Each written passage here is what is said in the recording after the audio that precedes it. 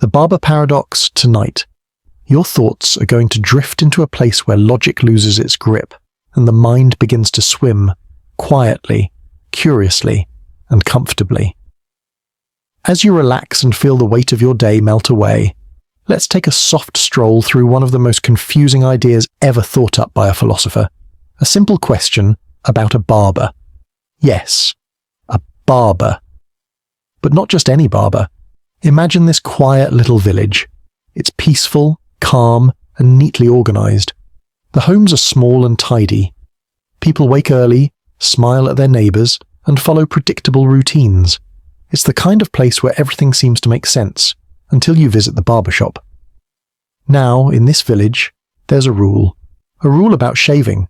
It's not a rule set by the government or enforced by law, but rather a strange custom everyone agrees on. Here it is. The barber is the one who shaves all those in the village who do not shave themselves. And here's the twist. The barber does not shave anyone who shaves themselves. Simple, right? The barber shaves only the people who don't shave themselves. If you shave yourself, the barber leaves you alone. If you don't shave yourself, the barber takes care of it. No exceptions. Everything fits until... One evening, someone in the village leans back in their chair and asks almost lazily, "So, does the barber shave himself?" And that's where it all breaks apart. Let your mind walk through it slowly. If the barber shaves himself, then according to the rule, he cannot shave himself, because the barber only shaves those who do not shave themselves.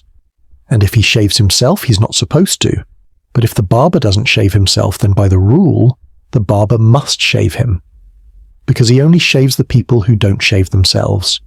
And he doesn't. So, he must, but he can't. He can't shave himself because he only shaves those who don't shave themselves. But he must shave himself because he doesn't shave himself. It's a loop, a contradiction, a gentle, quiet impossibility. You might feel your mind reaching for a solution, trying to untangle it. Maybe the barber isn't real. Maybe the rule is flawed. Maybe there's a hidden loophole. But that's exactly the beauty of it. It's a paradox, an idea that invites you to chase its tail, gently, endlessly. The barber paradox was first described by Bertrand Russell, a philosopher and mathematician, and he didn't invent it to confuse sleepy minds, but to point out something very real, a flaw in the foundations of logic itself, a crack in the smooth surface of set theory. Because you see, the rule creates a set that includes and excludes itself at the same time. If the barber is part of the group he shaves, then he cannot be. But if he's not part of that group, then he must be. A contradiction that can't be solved, only acknowledged. But here's what's comforting. You don't need to solve it. That's the point of a paradox. It's not a puzzle waiting for a fix. It's a space, a gentle space, for your mind to wander freely, to dance around impossibility without pressure, to enjoy the mystery without rushing to conclusions. Right now, as your eyes grow heavier, this little village, this barber, this strange rule, they're floating in your imagination, soft and fuzzy at the edges. You can picture the barber pausing in front of the mirror, blade in hand, unsure whether to begin. You can picture the villagers, peacefully going about their lives unaware of the logical storm brewing quietly inside that tidy shop. And that's okay. Not every thought has to land somewhere. Some are meant to drift, like leaves on a river, like clouds across the sky, like this paradox. So rest now. Let your thoughts slow down. Let the questions get lighter, and let your mind slip quietly into a place where contradictions no longer matter, and only the rhythm of your breath remains. Good night. The Ship of Theseus. As you settle in and let your body grow heavy, allow your thoughts to drift toward the sea, gentle waves, wooden planks, and a ship that's older than memory. Tonight you won't be sailing across any real ocean. You'll be floating through a question, one that has puzzled philosophers for thousands of years. This is the story of a ship, not just any ship, but the legendary ship of Theseus. According to the old tale, Theseus was a great hero. His ship, a sturdy wooden vessel, returned home after a long journey, battle-worn but still intact. The people of Athens admired the ship so deeply that they decided to preserve it for future generations. To keep it from rotting, they began to replace its old wooden planks, one by one, a rotten beam here, a splintering post there, and slowly, over time, every single piece of the ship was replaced with a brand new part. Eventually, not a single original plank remained, and that's where the question begins, so simple yet so impossible. Is it still the same ship? Let that settle in your mind for a moment. The ship looks the same. It still sits in the harbour. It still sails the same sea. It even has the same name, but every piece of it is different now. Every board, every nail, every mast has been changed. So, is it still Theseus's ship? Your mind might be leaning toward yes. After all, the ship was maintained with care and the transformation was gradual. It feels like the same ship, just newer. But here's where the waters get murkier. Imagine that someone, perhaps a curious philosopher, gathers all the old planks that were removed from the ship over the years. They carefully reassemble those original pieces into a full ship, plank for plank, nail for nail, until in front of you stand two ships. One is made of all new parts, but it has continued the journey. The other is made of the original materials, but reassembled later. Now the question deepens. Which one is the true ship of Theseus? The one that's lived the story or the one that's made from the story? There's no clear answer. That's why it's a paradox. And it doesn't just live in ancient stories, it lives in you too. Because as you lie here now, your body is not the same body you were born with. The cells in your skin, in your blood, in your bones, they have all been replaced little by little over time. Your thoughts, your memories, your emotions, they've changed too. New ideas have come, old habits have gone. So ask yourself, are you still you? You haven't replaced everything all at once. It's been gradual, unnoticeable even.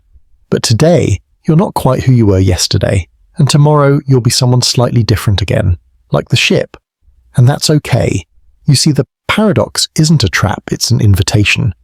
It's a gentle reminder that identity isn't always fixed, that change doesn't erase what came before, that continuity doesn't always depend on parts, but sometimes on purpose, on memory, or on meaning. Whether it's a ship, a person, or an idea, what matters is how the journey continues. What matters is what you carry forward and what you choose to rebuild. So now, as your eyes grow heavier and your mind begins to float, imagine yourself drifting on a quiet sea. The ship beneath you is solid. Gentle waves rock it softly. You can feel the creak of the boards, the salt in the air, the soft glow of moonlight on the deck. Maybe some parts of the ship have changed, but it still carries you. It still moves you forward, and it still holds your story, and that perhaps is what matters most. Sleep well, traveller. Your ship is safe, and your journey continues. Zeno's paradox, Achilles and the tortoise. Let your body sink deeper into comfort. Your shoulders are soft now, your breath is steady. Tonight your mind is going to drift into ancient philosophy, not heavy or sharp, but gentle, like ripples across a quiet pond. Our journey begins with a race. Not a race you'll see on a field or track, but a race born in the mind of a philosopher named Zeno, more than 2,000 years ago. It's a strange little tale, one that defies common sense and yet, oddly, feels strangely logical the more you think about it. In this race, two competitors step up to the starting line. Achilles, the swift Greek hero, and a humble tortoise, slow and steady. But here's the twist. Achilles is so fast that he gives the tortoise a head start, let's say 100 meters. Now, common sense says this should be no problem. Achilles is faster after all. He'll catch up easily, right? But Zeno asks us to look more closely, to think in tiny steps, to break time and space into smaller and smaller pieces. Achilles begins to run. First, he reaches the point where the tortoise started, the 100-meter mark. But by the time he gets there, the tortoise has moved a little farther, maybe 10 meters ahead. Achilles now runs to that point, 110 meters, but again, the tortoise has moved a bit more, maybe just 1 meter. Achilles runs again and again, always reaching where the tortoise was, but never quite catching up to where it is, because every time Achilles reaches the last spot the tortoise occupied, the tortoise has crept ahead, even if by the smallest possible distance. And if you keep slicing time into smaller and smaller moments, and slicing distance into tinier and tinier steps, something strange appears. Achilles is always behind. It sounds impossible, doesn't it? You might be thinking, but obviously Achilles would pass the tortoise in real life. And you're right, he would. He does. But in Zeno's paradox, it's not about speed. It's about the strange way infinity behaves.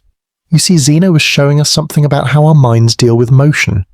We treat space and time as continuous things, but when we try to measure them infinitely, our logic gets stuck. It starts spinning in place. Every step forward creates another step and another, forever. And so, in Zeno's strange little race, Achilles never quite passes the tortoise. Not because he's too slow, but because there's always more ground to cover, no matter how small. And yet, in reality, Achilles does pass the tortoise. That's the beauty of the paradox. It holds two truths at once, one that lives in logic, and one that lives in experience. This little story, born in ancient Greece, reminds us that not all things we know are things we can explain. Sometimes the world makes perfect sense until we think too hard about it. And that's where Zeno lived, in that space between thought and movement, between math and meaning, between what is and what seems to be. So now, as you lie still, picture the race again. A calm, golden field under an early sun, the air is still. The tortoise lumbers ahead, each step deliberate. Achilles is just behind, patient, poised, floating forward like a breeze. They move in slow motion now, not toward a finish line, but toward a thought that loops, a thought that drifts, a thought that doesn't need solving. Because tonight, paradoxes aren't puzzles, they're stories that you don't need to win, just to wonder about. Let your breath slow, let your mind soften, let the race play out in the distance, without pressure, without rush. Just endless steps, growing smaller and smaller, until they disappear altogether. And in that silence, sleep comes. The liar paradox. Close your eyes, let the outside world slip away, and step into the stillness of thought. Tonight your mind is going to wander, not through a landscape of mountains or oceans, but through something more subtle, more quiet. A sentence. Just one sentence. It doesn't move. It doesn't glow. But once you hear it, it begins to spin, slowly at first, until your thoughts begin to spiral with it. Here it is. This sentence is false. That's it. 6 words. Gentle words. Familiar words. And yet together, they create a storm inside the calmest waters of reason. Let's walk into it slowly. If the sentence is true, then what it says must be the case. And what does it say? That it is false. So if it's true, then it's false. But if it's false, then what it says is not the case. But what it says is that it's false, which means it's actually true. True means false. False means true. A soft, endless loop. This is the liar paradox. And it's one of the simplest and most powerful brain benders ever imagined. Just one sentence, just one idea, yet it creates a loop that logic can't escape. Let your thoughts follow the loop for a moment. Not quickly, not with urgency, just gently trace its edge. The liar paradox doesn't shout, it whispers. And in that whisper is a question: can language break itself? We use language to describe the world, to describe thoughts, feelings, facts. But sometimes language looks inward, it turns on itself. And in that moment, like a mirror reflecting another mirror, it creates an endless hall of contradiction. Philosophers have wrestled with this paradox for centuries. Some tried to resolve it by calling the sentence meaningless. Others created levels of truth, where certain statements aren't allowed to talk about themselves. Still others embraced it, accepting that some truths simply don't behave. But you don't need to solve it. You're not here for answers. You're here to drift with the question, because there's something deeply human about the liar paradox. It reflects how we contradict ourselves, how we doubt, how we say things we don't mean, or mean things we don't say. It captures that slippery part of thought, where words tangle around truth and meaning slips between the lines. You've likely seen it in other forms. Someone says, "I always lie," or "everything I say is false," or even just "ignore what I'm about to tell you."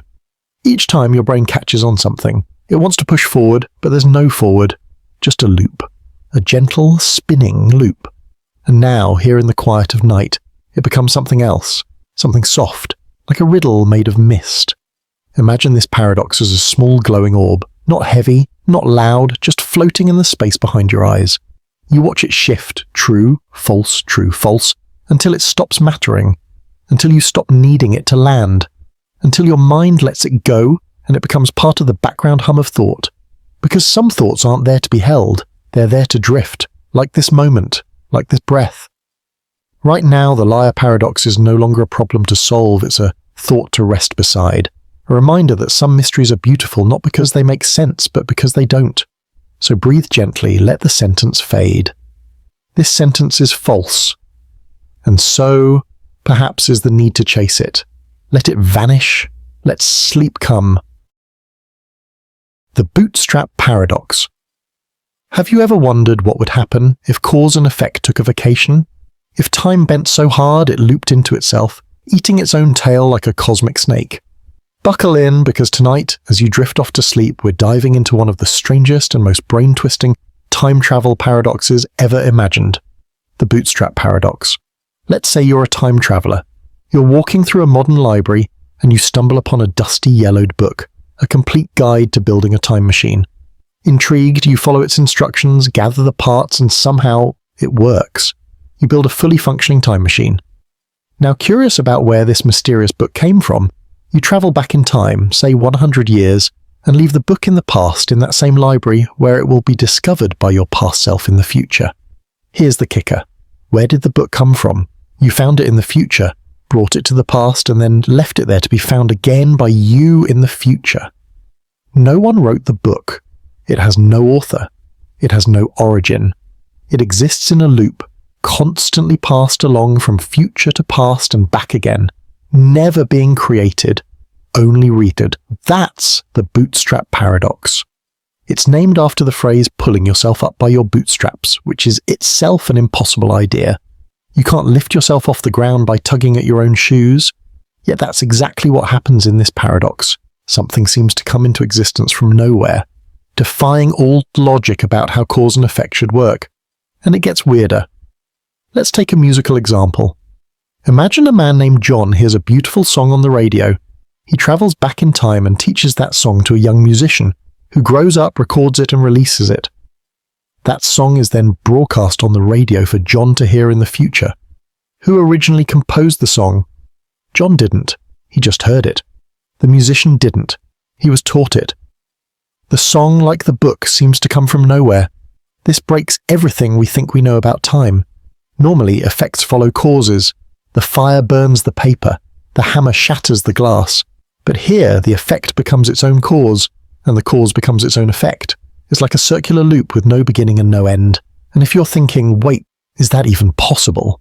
Well, that's the paradox. In physics, time travel is a hotly debated concept.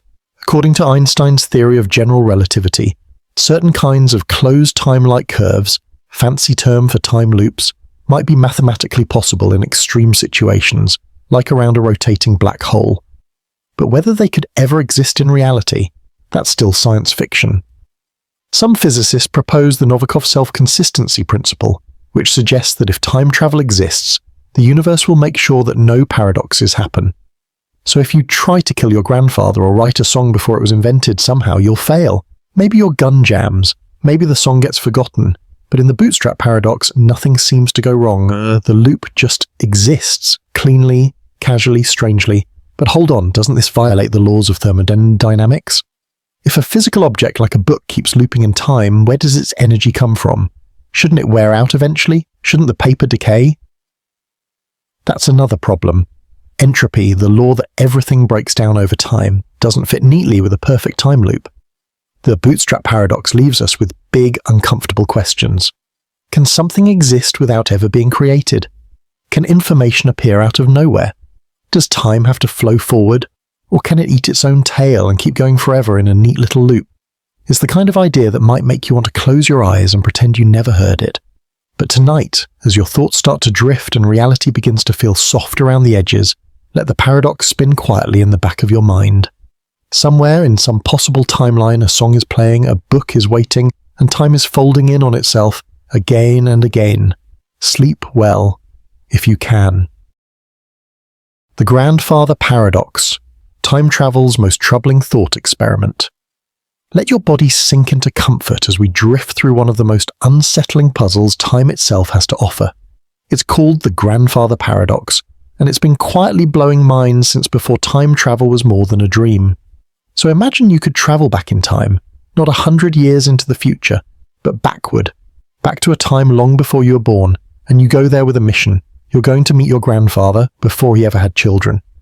You shake his hand.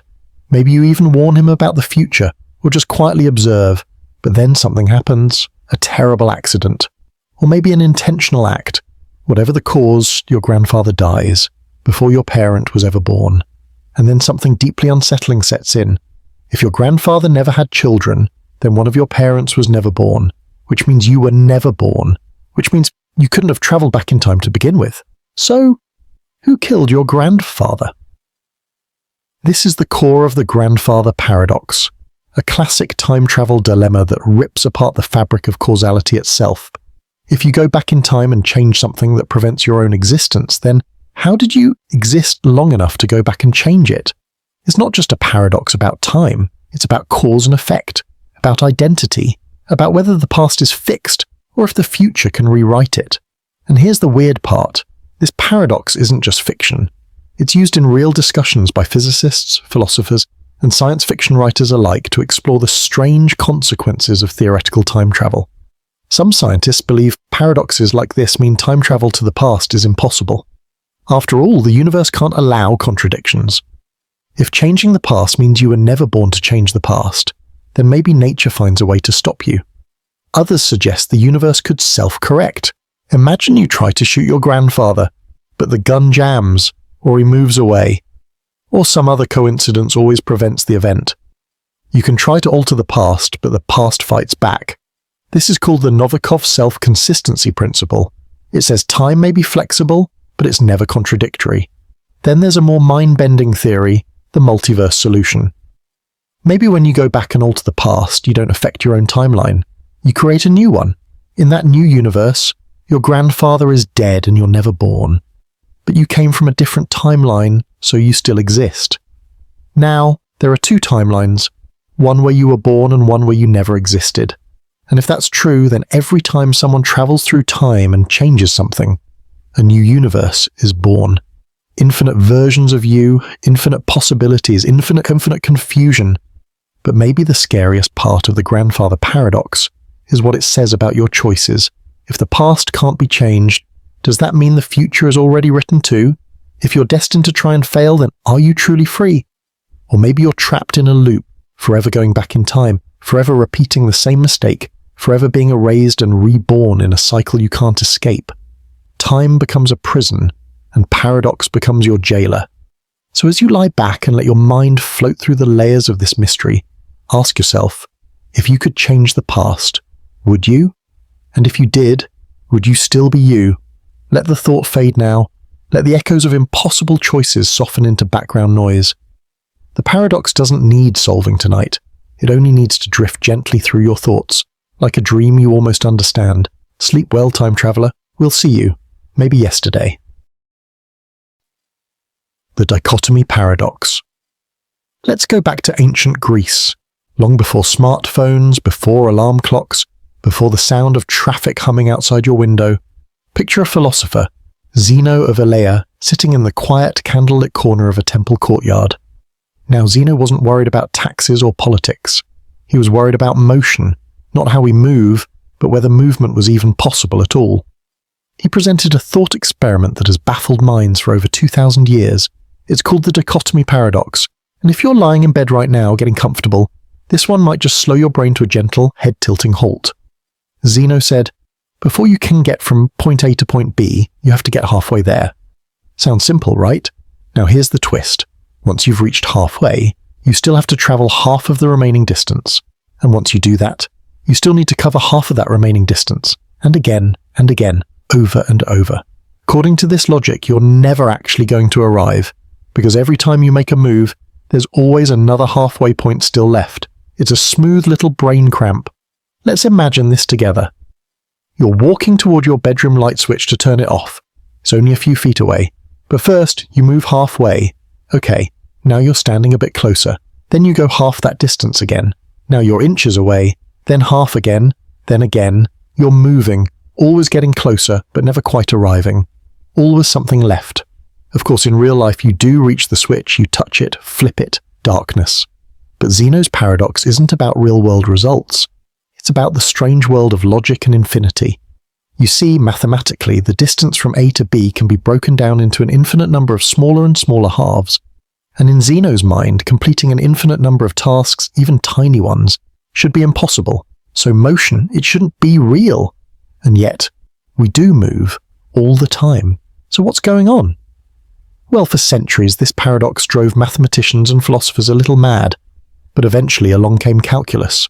With it, we learned how to sum infinite series. Turns out you can add up an infinite number of smaller and smaller distances and still get a finite result. In fact, if you start at 0 and keep halving your steps, 1 thou, then 1 core, then 180, then 116 and so on, you eventually reach 1. Exactly. Infinity, in this case, isn't endless. It's converging. But let's zoom out again. Even if we can solve it mathematically, there's still something oddly satisfying and strange about Zeno's idea. The notion that no matter how close you get, there's always somewhere else to go.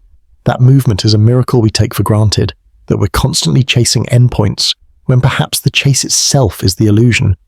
And maybe that's what makes this paradox so soothing to think about as you drift off, because it mimics sleep in a way. You don't go from awake to dreaming instantly. First your eyes get heavy, then your thoughts begin to blur, then your body sinks, then the world starts to soften. It's a series of subtle shifts, like stepping across an infinite number of halfway points until you're finally somewhere else. So maybe that's the hidden beauty of Zeno's dichotomy. It reminds us that movement isn't just physical, it's emotional, mental, even at the spiritual.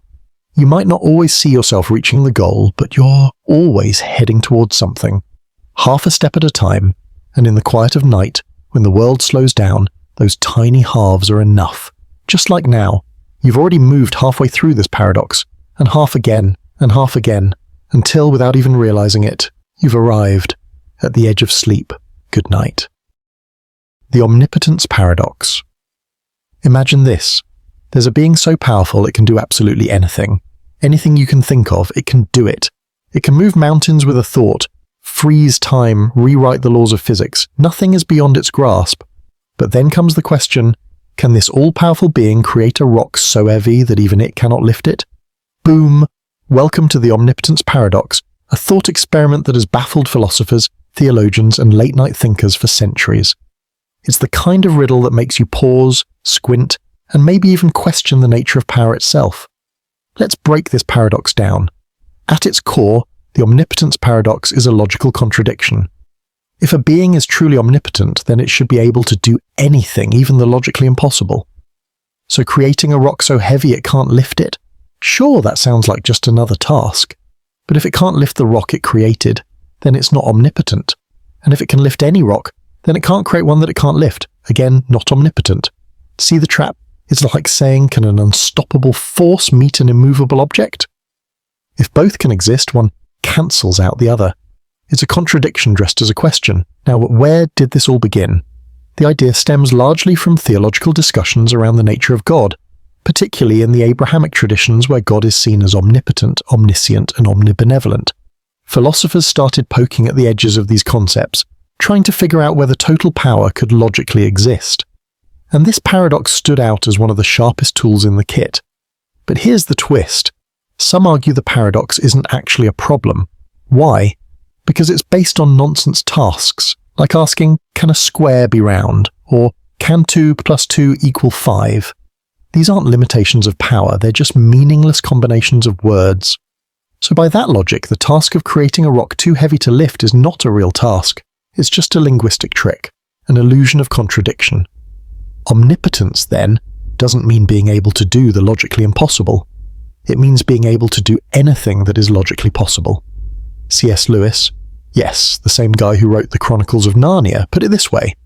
Nonsense remains nonsense even when we talk it about God. But not everyone is satisfied with that answer. Others argue that defining omnipotence as only doing what's logically possible is a cop-out. If there's even one thing a being can't do, then is it truly all-powerful? Some go further and say this paradox shows that true omnipotence can't exist at all, that it's an idea humans made up, and when you test it against logic, it falls apart. After all, even in comic books, truly omnipotent characters, like Marvel's Living Tribunal or DC's Presence, are rarely used, Because unlimited power makes storytelling impossible. There's no challenge, no tension, just everything all the time. And yet the paradox lingers.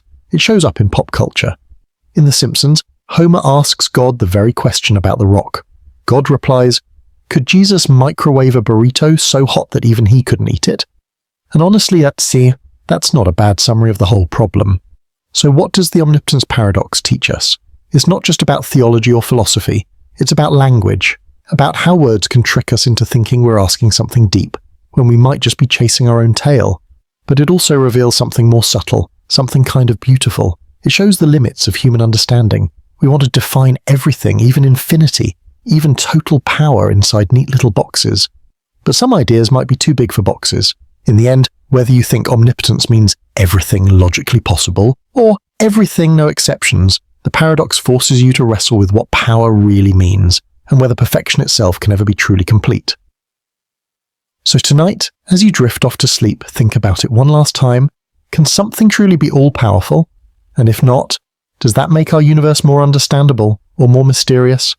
Good night, and good luck trying not to think about that rock. The paradox of tolerance. Let's say you live in a perfectly peaceful society. Everyone's chill, respectful, and tolerant. Now imagine someone new arrives. This person doesn't believe in tolerance. They openly hate other groups, shout in public, spread lies, and try to silence people they disagree with. What should the tolerant society do? Should they tolerate the intolerant? And just like that, you've stumbled into one of the most brain-bending philosophical traps of all time, the paradox of tolerance. The idea was popularized by the philosopher Karl Popper in the 1940s. He argued that if a society is completely tolerant and allows even the most intolerant voices to thrive, then eventually the intolerant will exploit that freedom and destroy the very tolerance that allowed them in the first place. In simple terms, tolerance, if unlimited, can lead to the end of tolerance. Let's bring it down to a slower pace, perfect for those drifting towards sleep. Picture a garden. This garden is diverse, filled with all kinds of plants. The gardener loves variety. One day, a fast-spreading weed is introduced. The gardener, being tolerant, decides not to remove it. All plants are welcome, or they say, but over time the weed begins to overtake everything. It grows aggressively, blocks sunlight, poisons the soil, and kills off the others. Eventually, there's only the weed. The original idea of diversity is lost. That's exactly what the paradox is warning us about. If we tolerate everything, even things that are openly hostile to tolerance itself, we risk losing the very foundation of a free, open society. But here's where it gets even trickier. Who decides what's intolerant? Is criticizing an idea the same as being intolerant of it? Is passionate disagreement the same as hate speech? Can someone weaponize the idea of tolerance itself to push an intolerant agenda? Suddenly, you're in a swamp of moral fog. It's dark. You're trying to hold on to the principle of open-mindedness, but you're starting to wonder if it's being used against you. Popper didn't say we should suppress all ideas we disagree with. Instead, he warned that if someone rejects reason, refuses debate, and actively incites violence or discrimination, then tolerance must draw a line. If not, the entire structure can collapse under the weight of its own openness. So, should tolerance be conditional? Should we tolerate someone only if they too agree to play by the rules of respect and reason? Many modern societies already answer yes without realizing it. Hate speech laws, anti-discrimination rules, and democratic frameworks all try to walk that tightrope, preserving freedom while stopping those who would destroy it. But then, people ask, doesn't limiting speech make you just as intolerant? And again, the paradox turns in on itself, like a snake eating its own tail. You want to protect openness, but you may need to shut some doors to do it. Here's one way to look at it. Tolerance is not the same as surrender. Being tolerant doesn't mean you stand by while someone threatens others' rights, spreads lies that incite violence, or denies people their basic humanity. That's not tolerance. That's neglect. Tolerance is about allowing disagreement, debate, even discomfort, but not destruction. Still, the paradox lingers. There's no universal rule for where the line should be. Every culture, every society, even every individual draws it differently. And maybe that's part of the lesson. That tolerance, as beautiful as it is, isn't just a virtue, It's a responsibility.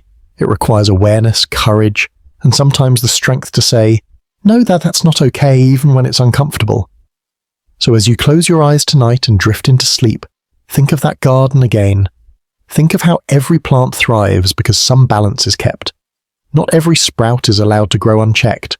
Some things, no matter how persistent, must be pruned, not out of cruelty but out of care.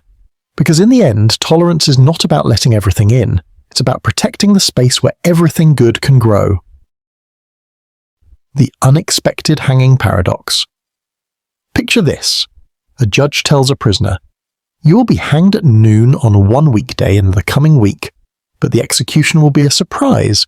You won't know the day of the hanging until the executioner shows up at your cell."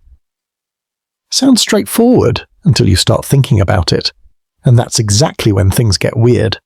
The prisoner, being a thoughtful fellow, decides to outsmart the judge. He sits on his bed and starts to reason it out.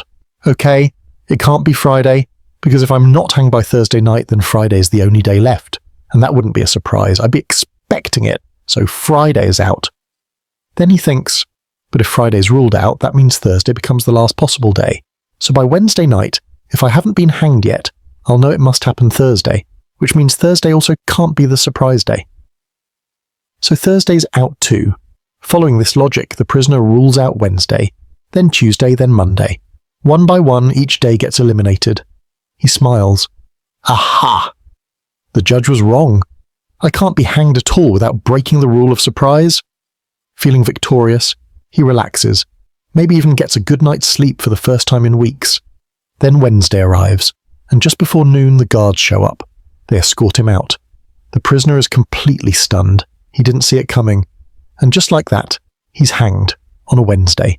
It was a surprise after all, so what just happened here?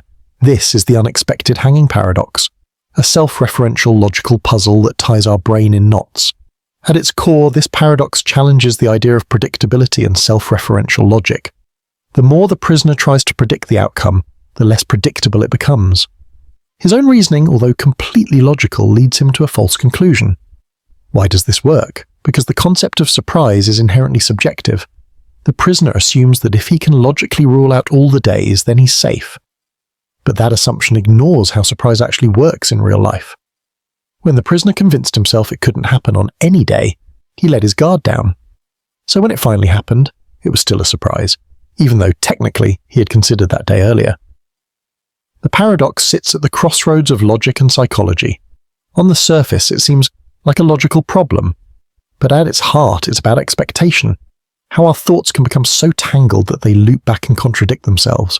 The philosopher Martin Gardner described it as a paradox where the surprise is preserved only if the prisoner makes a logical error. But that raises an even more fascinating question. What if logic itself creates the error? In other words, the more you analyze the situation, the more impossible it becomes. But once you stop analyzing, reality sneaks in and delivers the unexpected. Now let's zoom out for a second. This paradox isn't just about hypothetical hangings, it echoes in other areas too. Think about pop quizzes, for instance. A teacher says, "There will be a surprise test next week." Immediately, students start guessing which day it might be, trying to outthink the system. But the only real way to make it a surprise is to stay unpredictable. The same paradox appears in military strategy, psychological warfare, and even stock market behavior. Once people try to anticipate an unexpected event, the logic they use ends up creating blind spots, and that's where the surprise hits. It also has eerie philosophical implications. It shows that sometimes knowledge and reason alone aren't enough to predict outcomes. It humbles us. It whispers, "You don't know everything." And sometimes it's precisely that belief, that we've outsmarted the system, that makes us vulnerable. So the next time someone promises you a surprise, don't overthink it, because in trying to figure out, you just might walk right into it. Russell's paradox. Imagine you're the librarian of an infinitely large library. This isn't your average library. It contains not only books, but also catalogues. Some of these catalogues list other catalogues. Now suppose there's one specific catalogue, the one that lists every catalogue that doesn't list itself. Now here's the twist. Should this catalogue list itself? If it does list itself, then by definition it shouldn't. But if it doesn't list itself, then according to its own rule, it should. And just like that, we spiral into what logicians call Russell's paradox, a logical puzzle that shook the foundations of mathematics, philosophy, and set theory. Let's break this down more gently. Russell's paradox was formulated by Bertrand Russell in 1901.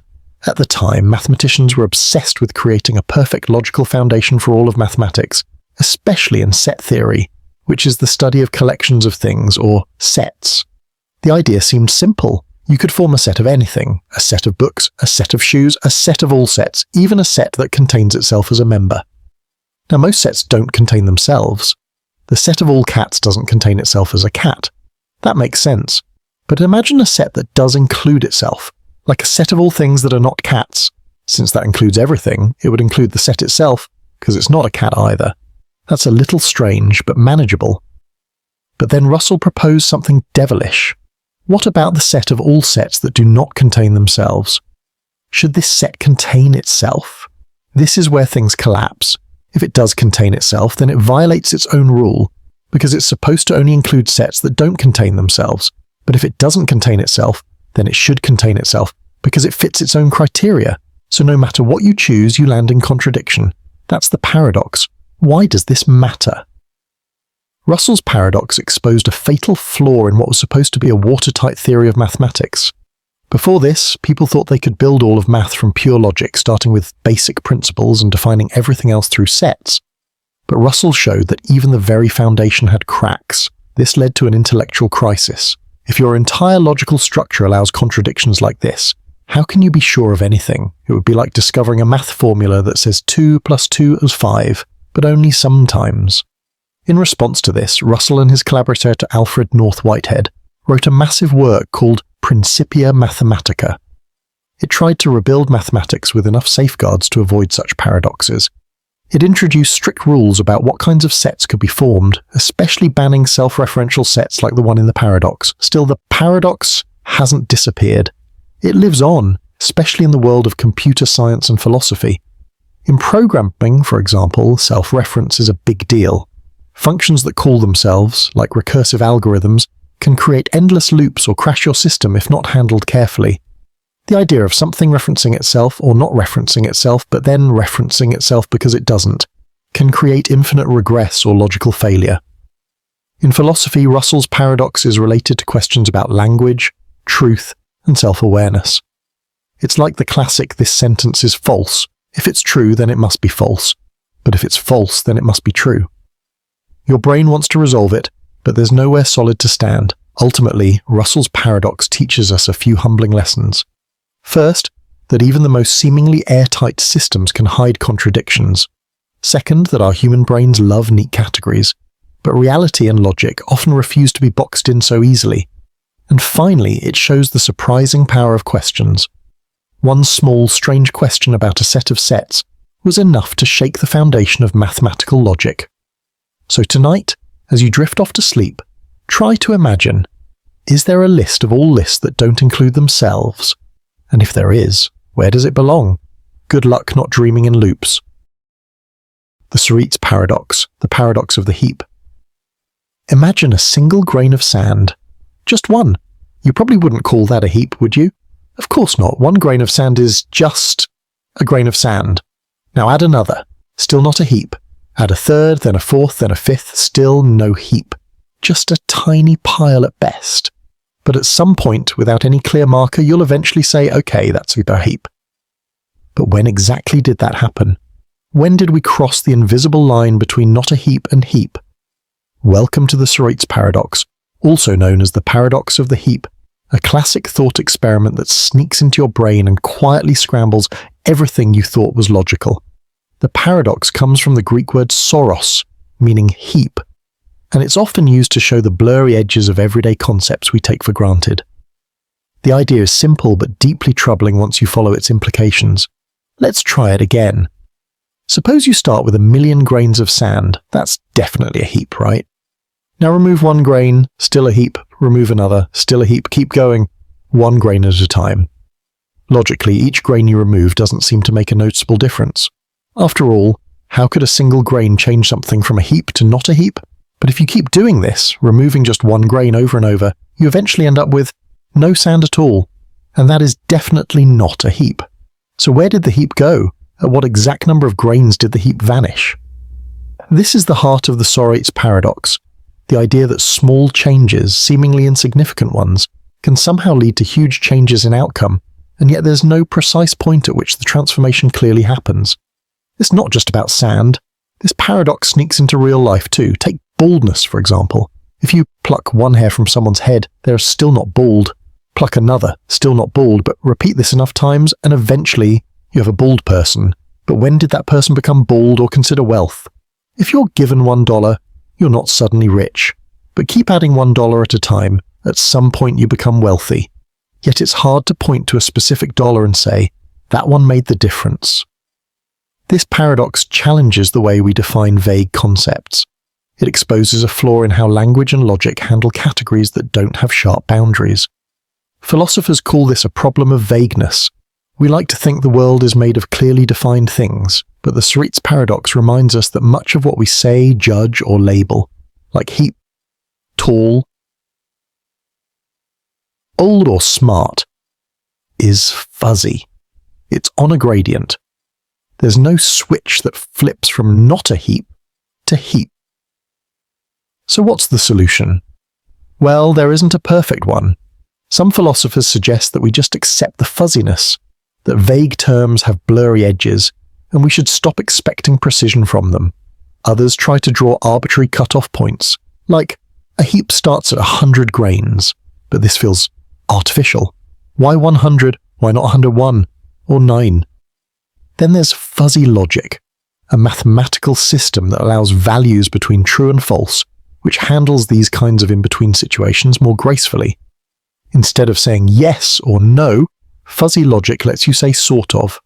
In fuzzy logic, 99 grains of sand might be 0.98 heap, while 1 grain is 0.01 heap.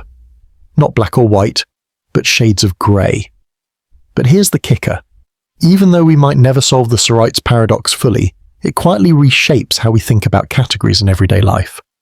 It reminds us that our definitions are often fluid, contextual, and based on perception, not hard rules. And that's kind of beautiful in a way, because not everything in life needs a sharp edge to be meaningful. Sometimes, the mystery is the point. So next time you walk by a pile of sand, or wonder if you're officially old or rich or tall, just remember, there may not be a line you can see, but that doesn't mean the transformation isn't happening. It just means that not everything worth thinking about can be solved. Some thoughts are meant to swirl, not settle. And with that, let your brain drift a little deeper into the paradox and a little closer to sleep. The twin paradox. Imagine two identical twins. Let's call them Alex and Leo. They're born on the same day at the same time and they live the same life, until one of them boards a spaceship. Leo, the adventurous twin, is sent on a deep space mission. His ship travels at an incredibly high speed, close to the speed of light. Meanwhile, Alex stays on Earth. Years pass and finally Leo returns. But something strange has happened. Alex is now an old man. He's wrinkled, grey-haired, and has lived an entire life waiting. But Leo? He steps out of the ship looking like he hasn't aged a day since takeoff. To Leo, only a few years have passed. To Alex, it's been decades.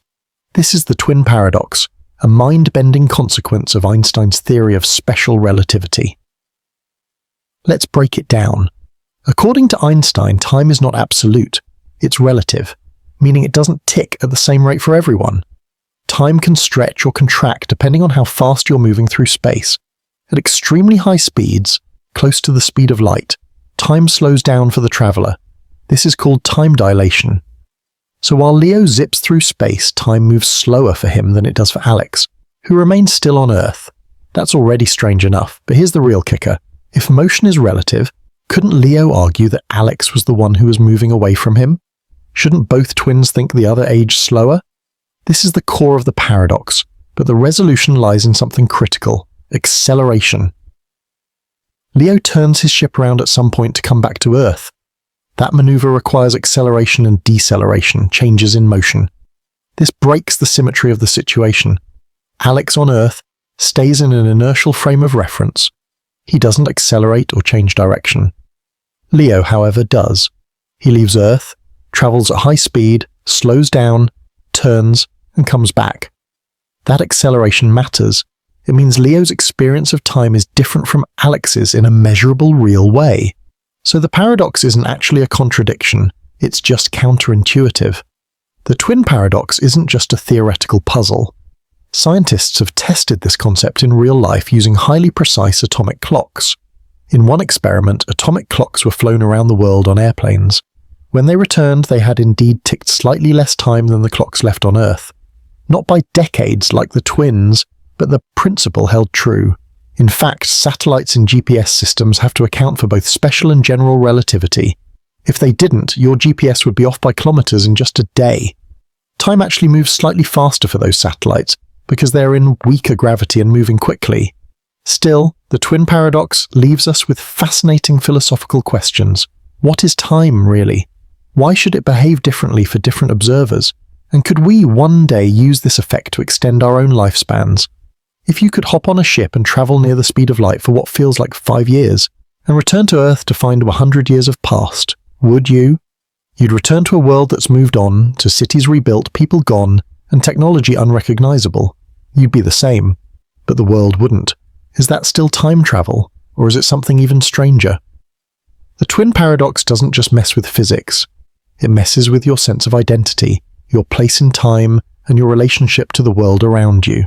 It makes us wonder, is time a river we float along, or a sea we can dive through at different speeds?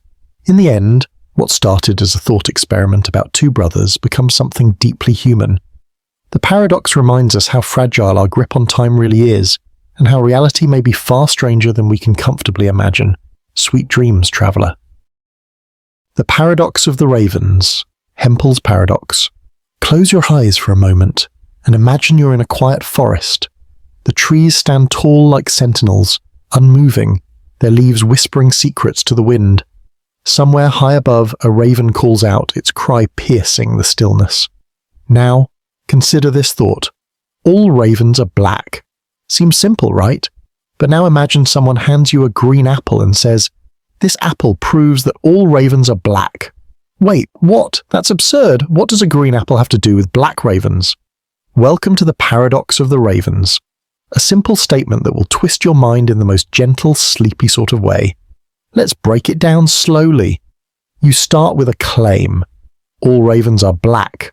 That's a universal statement. It's like saying every single raven that exists, without exception, is black. Now imagine you see a black raven flying by. Great! That supports your hypothesis. A black raven proves that there's at least one raven. And yes, it's black, check. But here's where logic decides to get sneaky. According to basic logic, when you say all ravens are black, it's the same thing as saying, if something is not black, then it is not a raven. These two statements are logically equivalent. So if you find something that isn't black, say a white shoe or a red ball, and it's also not a raven, then technically it supports the idea that all ravens are black. Because again, if it's not black and it's not a raven, it doesn't violate the rule. So if you pick up that green apple, something that's clearly not black and definitely not a raven, well, congratulations. You've just confirmed that non-black things can be non-ravens, which somehow supports the idea that all ravens are black. It's like logic just pulled a magic trick on you. Now here's where it gets deeper. You might be thinking, that's ridiculous. Surely a green apple tells us nothing about birds, and intuitively, you're absolutely right. That green apple feels completely irrelevant. Yet, by the rules of logic and probability, it still technically counts as evidence. Just very weak evidence. But it leads to a much bigger, almost dreamy question. What even counts as evidence? When we build beliefs about the universe, about science, about other people, we collect bits of evidence to support or challenge them. But what if our understanding of what counts as evidence is flawed? That's what Hempel's paradox is poking at.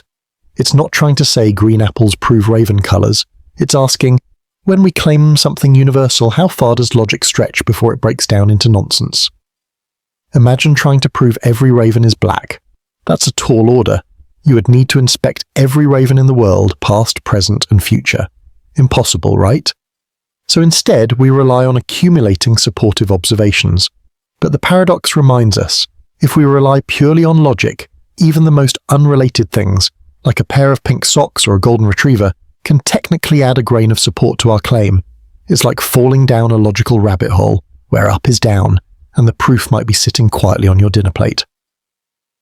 And while your brain may be turning somersaults, your body begins to settle, your thoughts slow. Because here's the truth, paradoxes like these aren't meant to frustrate you.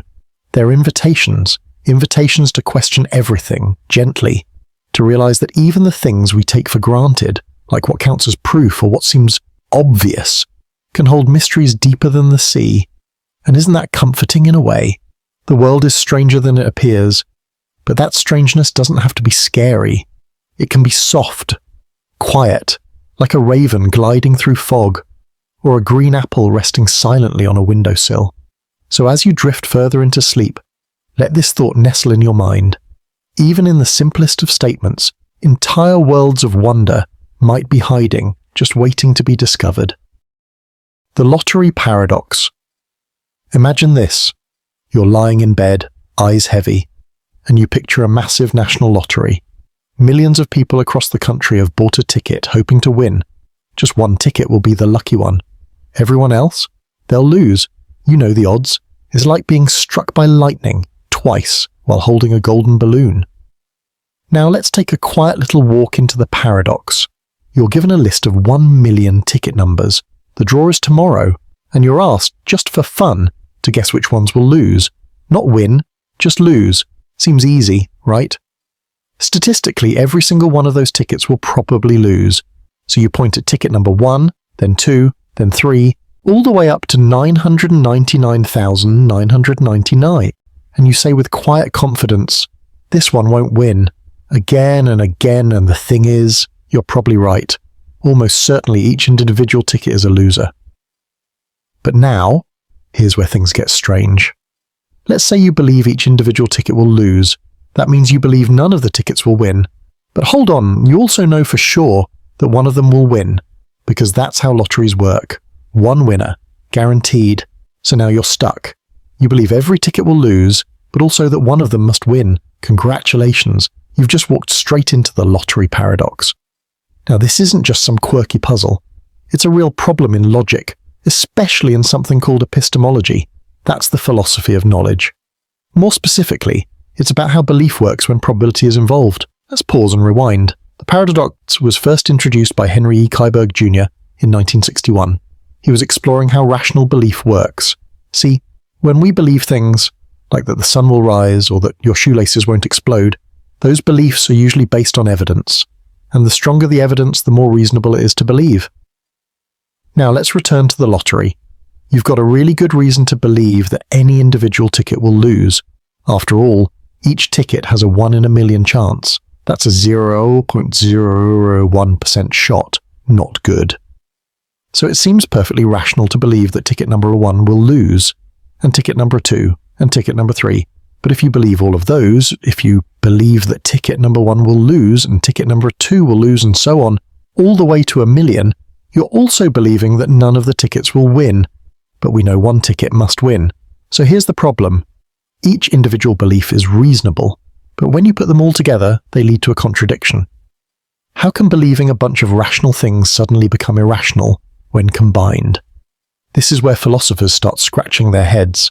Some try to fix the paradox by saying, maybe it's not rational to believe something just because it's highly probable. Maybe belief needs to be even more strict. Others say, maybe we shouldn't treat belief as something black and white. Maybe we should use a sliding scale, or even remove the word belief entirely and talk about degrees of confidence. There's also a connection here to how artificial intelligence makes decisions. If an AI is programmed to believe all highly probable things, it might run into the same paradox.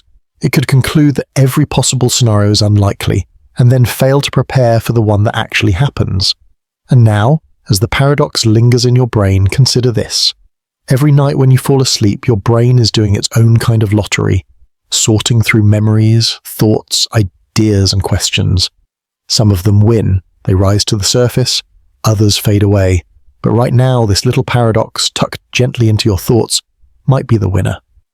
Not because it has all the answers, but because it asks the perfect question. Can something be almost certainly true and yet be completely false? Sleep on that. The preface. Paradox. Imagine you're an author. You've spent months writing a book. Maybe it's about history, maybe philosophy, maybe something really complicated like paradoxes. You've done your research, you've checked every fact, you've edited, proofread, edited again.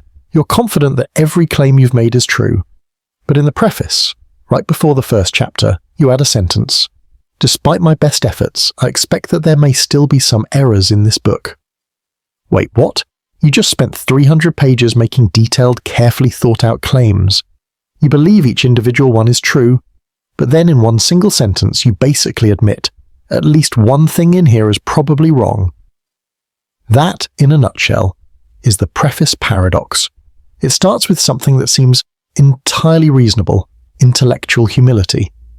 Even the best authors, scientists, and thinkers know that human beings are fallible. We make mistakes.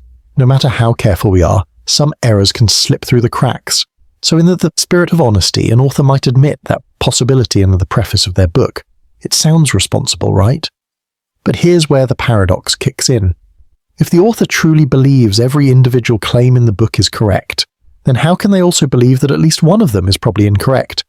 It's like saying, I believe everything I'm saying is true, but also I believe that not everything I'm saying is true. Both can't be right. Or can they? Let's dig a bit deeper. In logic, beliefs are often treated like probabilities.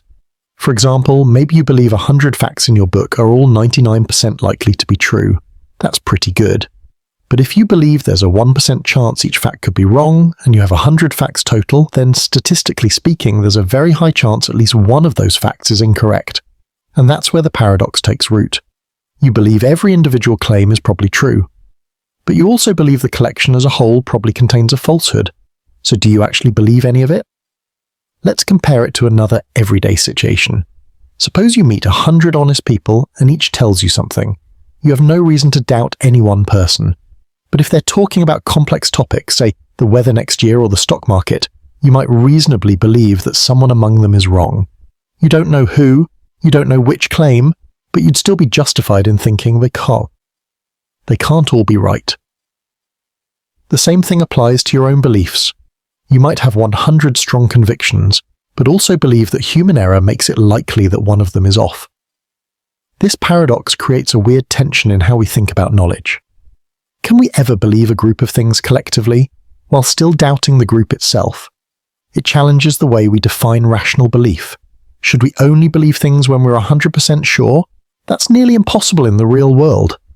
Or should we admit some uncertainty, even in our strongest beliefs?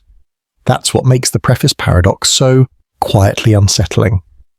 It's not flashy, it's not about time travel or quantum physics, but it slips into your thoughts when you're lying in bed, eyes closed, replaying conversations or questioning what you read earlier in the day. Some philosophers argue that this paradox teaches us a powerful lesson, that holding conflicting beliefs, like believing in each part while doubting the whole, is not always irrational. In fact, it might be the most rational approach. Because certainty is rare, doubt is natural, and paradoxes, well, they're just the brain's way of telling you that reality is far more complicated than it seems. So next time you write something or believe something or even say something out loud, ask yourself, would I put a disclaimer in the preface of my own beliefs? Because deep down, you probably already have. The Sleeping Beauty paradox. Imagine you're Sleeping Beauty. Not the fairy tale princess with a spinning wheel and a magical kiss, but a subject in a strange thought experiment involving probability and memory. Here's how it goes. On a Sunday, you're put to sleep. While you're unconscious, a fair coin is tossed. If the coin lands on heads, you're woken up on Monday, asked a few questions, and then the experiment ends. But if it lands on tails, you're woken up on Monday, asked the same questions, then put back to sleep, and your memory of waking up is erased. Then on Tuesday, you're woken up again and asked the same questions one more time. Here's the catch. Every time you wake up, you have no memory of whether you've been awake before. You don't know what day it is. You don't even know how many times you've already woken up. Now for the mind-bending question, when you wake up, what is the probability that the coin landed on heads? At first, the answer might seem obvious. The coin was fair. A 50% chance of heads, a 50% chance of tails. Simple, right? But let's think this through more carefully. In the case of heads, you wake up once, on Monday. In the case of tails, you wake up twice, once on Monday and once on Tuesday. So now imagine repeating this experiment 1,000 times. About 500 times the coin will land on heads, and that means you'll be woken up just once for each of those, totaling 500 awakenings. In the other 500 cases, where the coin lands on tails, you'll be woken up twice. That adds 1,000 more awakenings. So across all experiments, there are 1,500 total awakenings, 500 from heads and 1,000 from tails. Now think about it this way. If you wake up and don't know what day it is, your current awakening is just one of those 500. Out of those, only 500 came from a heads result. That means there's a 1 in 3 chance you're in a heads scenario, and a 2 in 3 chance you're in a tails scenario. That's why many philosophers and mathematicians say the probability that the coin landed heads is 1/3. But not everyone agrees. Some people, known as halfers, argue that the original coin flip was fair, and its probability remains 50-50, regardless of how many times you're woken up. They say you're not trying to guess what experience you're in, you're trying to guess the result of the original coin toss, and that remains a fair 50% chance for either outcome. And that disagreement, that split between the 1/3 view and the 50-50 view, is exactly what makes this a paradox. Both sides make strong arguments. The halfers focus on the coin's fairness. The thirders focus on the number of wake-up events. It doesn't end there. You can make the paradox even more complex. What if you're told in advance what day it is? Would that change the probabilities? What if there were more memory wipes, more days added, more awakenings? Suddenly, you're not just dealing with math, you're grappling with questions about consciousness, memory, and the nature of time. Because when you can't remember the past and you don't know the future, you're stuck in a kind of foggy present, a place where even a simple coin toss becomes a question without a clear answer. So next time you wake up and can't remember what day it is, maybe you're just another version of Sleeping Beauty, and maybe, just maybe, the coin is still spinning. The prisoner's dilemma. Imagine 2 men. Let's call them Jack and Ryan. They're friends, or at least they were. One night they're both caught fleeing the scene of a robbery. The police have enough evidence to convict them of a minor offence, maybe trespassing, but they suspect much worse. The detectives separate them, place them in different rooms, and offer each of them a deal. If Jack betrays Ryan and Ryan stays silent, Jack walks free while Ryan gets 10 years. Same goes the other way. If both betray each other, they each get 5 years. But if they both stay silent, just 1 year each for the lesser a crime. They can't talk to each other. They can only guess what the other might do. This right here is the prisoner's dilemma. And while it might sound like the plot of a crime show, it's actually one of the most famous thought experiments in all of game theory. A field that explores how people make decisions, especially when those decisions involve others. Now imagine you're Jack. You don't know what Ryan is going to do. If you betray him and he stays loyal, you walk away scot-free. But if he betrays you while you stay loyal, you'll spend a decade in prison. That's a risk. So maybe it gets safer to betray just in case. But Ryan is thinking the same thing. The logical choice for both of you is to betray. But the ironic part is, by doing what seems safest for each person, they both end up worse off. They both get 5 years. So here's the paradox. If both prisoners cooperate, they're better off. But rational self-interest leads them not to cooperate, which leaves them worse off. Logic leads to failure. The implications go far beyond prison cells. The prisoner's dilemma plays out in everyday life, between businesses deciding whether to compete or collaborate, countries choosing peace or arms, or even 2 drivers at a 4-way stop, each trying to go first. Let's zoom out even more. In international relations, nations often face the same kind of choice. If both countries disarm, everyone wins with peace. But if one disarms and the other doesn't, the one left defenseless is in danger. So both keep weapons just in case, and the world becomes more dangerous. It's the prisoner's dilemma on a global scale. It also plays out in relationships. Imagine 2 people in love, afraid to say how they really feel. If both open up, the bond grows stronger. But if one opens up and the other doesn't, the vulnerable one might get hurt. So both stay guarded, and the relationship never deepens. Fear prevents growth. Again, the logic of self-protection leads to a worse outcome. Game theorists have tried to solve the dilemma. Some say repeated interactions help. If Jack and Ryan knew they'd face this choice many times, cooperation becomes smarter. After all, betraying someone today could mean they'll betray you tomorrow. Others propose that trust, communication, and reputation can change the game entirely. But here's the haunting truth. The dilemma is unsolvable in its purest form. It exposes something unsettling about how humans, and even rational machines, make decisions. Sometimes the best outcome requires a leap of faith, a choice to trust, not because it's safe, but because it's right. So what would you do? In that cold, quiet interrogation room, would you trust your partner or protect yourself? It's not just a question for philosophers, it's a mirror. And as you drift off to sleep tonight, with your thoughts wandering through paradoxes and puzzles, ask yourself not just what the right answer is, but what kind of person you want to be when the moment comes. Because sometimes the paradox isn't in the game, it's in us. Paradox of value, water-diamond paradox. Now, let's settle into something quietly confusing. The paradox of value, also known as the water-diamond paradox. And yes, it's exactly as brain-bending as it sounds. Imagine this, you're lost in a desert. You haven't had water for days, your lips are cracked, your throat is dry, and your head is pounding. Suddenly, a vendor appears. He's got two things for sale, a jug of clean water and a shiny, flawless diamond. Only one is within your budget. Which one do you buy? It's not even a question, right? You grab the water. Who needs jewelry when you're about to pass out from dehydration? But here's where the paradox begins. On the open market, water is cheap, dirt cheap even, and diamonds, thousands of dollars, sometimes millions. So how can something that can literally save your life, water, be worth less than something that just sparkles under a spotlight? Let's go back a few centuries. Economists like Adam Smith, yes, the same guy who basically invented capitalism, struggled with this. In his 1776 book, The Wealth of Nations, Smith pointed out the strange contradiction. Water has massive utility. You drink it, you clean with it, you grow your food with it. Diamonds, they are mostly decorative, but somehow water has low exchange value and diamonds have a high one. This dilemma haunted economists for years. Why do we assign less market value to things we need most? Shouldn't life-saving essentials be the most expensive? It's unsettling, right? The answer begins with a deceptively simple idea: scarcity. Water is everywhere, rivers, lakes, rain. You rarely need to buy it in large amounts, especially in societies where clean water is readily accessible. But diamonds, they're rare, not everyone has them. And humans, being humans, tend to place more value on things that are hard to get. Then there's marginal utility, a concept that came along in the 19th century. Here's how it works. If you're not thirsty and someone offers you a glass of water, it's not that valuable. Maybe you say thanks, maybe you ignore it. But if you're dehydrated in the desert, that same glass becomes priceless. Marginal utility is all about context. It measures how useful the next unit of something is to you.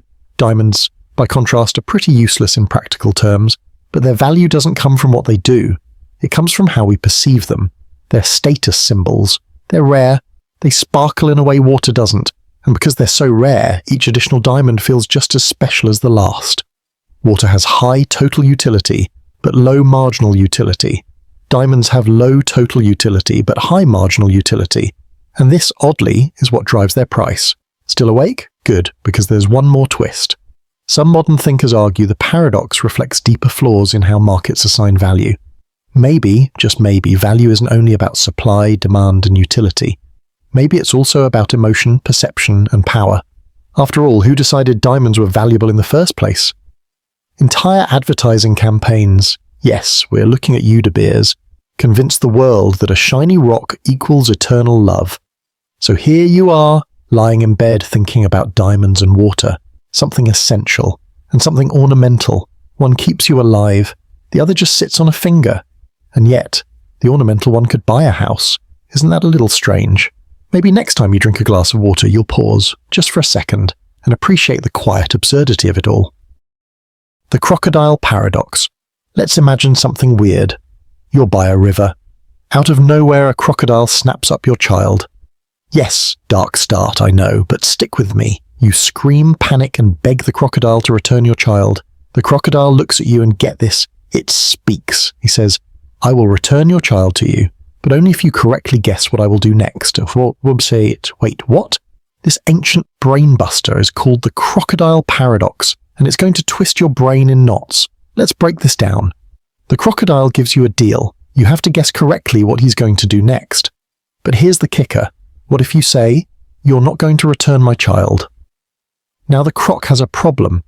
Let's say he does return your child. That would make your prediction wrong, right? But he said he'd return the child if your guess was correct. So he shouldn't return the child. But if he doesn't return the child, then your guess, "You're not going to return my child," was actually correct, which means he should return the child. You see the loop? If he returns the child, he violates his own rule, because your guess was wrong. But if he doesn't return the child, your guess is right, which means he should return the child. It's a logical trap, a paradox that has no clean escape.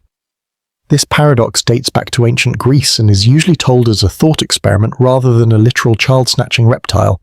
It's a self-referential paradox, a kind of situation where the statement refers to itself in a way that creates a contradiction. If this is sounding familiar, it should. It's a cousin to the classic liar paradox, where someone says, "I am lying." If they're telling the truth, then they're lying. But if they're lying, then they're telling the truth. The crocodile adds a darker, more emotional twist, an impossible moral dilemma wrapped in a logic puzzle. But let's not stop at the paradox itself. Let's think deeper. What is this actually showing us? At the core, it's a challenge to our ideas of truth and logic. We assume logic is always clean, always reliable. But the crocodile paradox breaks that illusion. It shows how even logical rules can create unsolvable loops when applied to certain types of self-reference. In modern terms, this paradox is often used in discussions of artificial intelligence and philosophy of language. For example, how do we train a machine, or even ourselves, to respond to a statement that's both a prediction and a condition? How do we process commands or rules that turn inward and start chasing their own tails? The crocodile's logic isn't flawed. It just exists in a system where certainty becomes impossible. And in a weird way, that reflects our own lives more than we'd like to admit. How often do we make decisions based on what we think will happen next, only to find that thinking too much actually makes outcomes harder to predict? We also confront this paradox in trust, especially when someone promises something if we behave a certain way, but our behavior depends on what we think they'll do. It's like playing mental chess against yourself. Now, back to the riverbank. What do you do if a crocodile ever gives you this twisted ultimatum? Well, first, probably run, because crocodiles don't talk. But if one did talk, maybe your best move is to say, "You're going to return my child." That guess doesn't trap the crocodile. If he does return the child, your guess is right, so the deal holds. If he doesn't return the child, then your guess was wrong, so he's free to do whatever, which still fits the deal. It's not a perfect solution, but it avoids the loop. The crocodile paradox doesn't give us answers, it raises questions, and sometimes those questions are more powerful than solutions. Newcomb's paradox. All right, imagine you're standing in front of two boxes. Box A is transparent and contains a visible 1,000. Box B is opaque, and you're told it either contains 1 million or nothing at all. You're given a choice. Take both boxes, A and B, or take only box B. Now here's the twist. A superintelligent predictor, say an AI or godlike entity, has already predicted what you would do. If the predictor foresaw that you would take only box B, it placed $1 million in it. But if it foresaw that you'd take both boxes, then it left box B empty. The predictor has never been wrong. Not once. So, what do you do? Do you trust the predictor and take only box B, hoping for the million? Or do you reason that since the prediction has already happened and the contents are fixed, you might as well take both boxes and walk away with at least an extra $1,000? Welcome to Newcomb's paradox, a philosophical and decision theory nightmare that has baffled thinkers since it was proposed in the 1960s by physicist William Newcomb. The battle of logics. There are two schools of thought here, one boxers and two boxers. The one boxers argue that because the predictor is practically infallible, the smartest move is to take only box B. Why? Because if you're the kind of person who always picks just box B, the predictor would have foreseen that and rewarded you with the full million. On the other hand, two boxers say, wait a minute, the box's contents are already decided. Either the money is there or it isn't. My choice can't change the past. So the rational move is to take both and maximize gains. Sounds reasonable, right? But here's the kicker. Statistically, the people who pick just box B end up walking away with 1 million more often. Those who pick both often find the opaque box empty. So what's going on? Determinism versus free will. At its core, Newcomb's paradox isn't just about money. It's about the nature of reality. Is your decision truly free, or has it already been predetermined by your personality, habits, and patterns? If the predictor is so perfect, maybe your free will is just an illusion. Maybe it already knows you well enough to forecast your actions with scary accuracy. But if so, then do you even have the power to choose differently? Or are you just a puppet of probability? This brings us to a deeper issue. If perfect prediction is possible, then the universe might be deterministic, meaning everything that happens was always going to happen, including your so-called choice. Real-world echoes. Think this is just armchair philosophy? Think again. Newcomb's paradox has implications in economics, game theory, and artificial intelligence. For example, if we develop AI that can accurately predict human behavior, would our decisions still be ours? How should we design algorithms that choose between short-term gain and long-term reward? Do we encourage people to act as if their choices shape the future, even when they might not? Even in marketing or politics, there's a version of this paradox. Companies predict consumer behavior to offer the right product before we know we want it. Are we choosing what we buy, or are we being predicted into a corner? So what should you do? That depends on what you believe about the universe. If you think the future is fixed and choices are just illusions, you might lean toward the two-box logic. Grab what you can because you can't change the outcome. But if you believe that your actions signal who you are, and that these signals shape what happens to you, then the one-box logic might be your path. Act in a way that assumes trust in the system, and it might reward you. But here's the really weird part. Both logics are internally consistent. That's what makes this a paradox. There's no single correct answer. It challenges how we understand cause and effect, belief, and the weight of our choices. In the end, Newcomb's paradox doesn't just ask, what should you choose? It asks something deeper. Who are you when you're faced with uncertainty? And sometimes, how you answer that says more about your worldview than any philosopher ever could. Sleep well with that in your brain. The arrow paradox. Let's slow things down for a moment. Imagine time isn't flowing, but instead frozen. Paused like a video you've stopped mid-frame. In that frozen moment, look at an arrow flying through the air. According to the ancient Greek philosopher Zeno, if you observe the arrow at any single instant in time, it is not moving. It occupies a specific space, no motion, no distance covered, just stillness. Now, if time is made up of these frozen instants, moment after moment, then how can the arrow ever actually move? Welcome to Zeno's arrow paradox, a thought experiment from around 450 BCE that had boggled minds for over 2,000 years. At the heart of this paradox is the idea of motion. In our everyday experience, motion seems obvious. You throw a ball, it arcs and falls. You walk across the room and feel each step. But Zeno asked a deeply unsettling question. What if motion is just an illusion? He broke time down into infinite slices, instants that are, theoretically, durationless. In each of those frozen moments, the arrow is completely still. It's not travelling any distance, not changing its position. It's like a slideshow of photos, where every photo shows the arrow paused in midair. So then, how does motion arise? If the arrow is never moving in any given instant, how does it ever get from one point to another? Zeno's argument forces us to confront something we rarely think about. How do we define motion? And is time really continuous, or is it made of indivisible moments like atoms of time? This paradox pushes us toward the limits of philosophy, mathematics, and even physics. To a philosopher, Zeno is shaking the foundations of logic. To a mathematician, he's inviting us to question how we deal with infinity. To a physicist, he's inadvertently hinting at the challenges that would eventually lead to quantum mechanics. Now, let's look at how later thinkers responded. The mathematical answer came centuries later through calculus. When Isaac Newton and Gottfried Leibniz developed calculus in the 17th century, they introduced the idea of limits and infinitesimals, tiny changes that add up. With this, we could say, sure, at every instant the arrow is stationary, but across many instants these still positions accumulate into motion. It's kind of like a flip book. One frame isn't moving. But when you flip through all the frames quickly, motion appears. So does that solve the paradox? Mathematically, yes. Philosophically, maybe not. Because here's the catch. Calculus assumes time is continuous and space is infinitely divisible.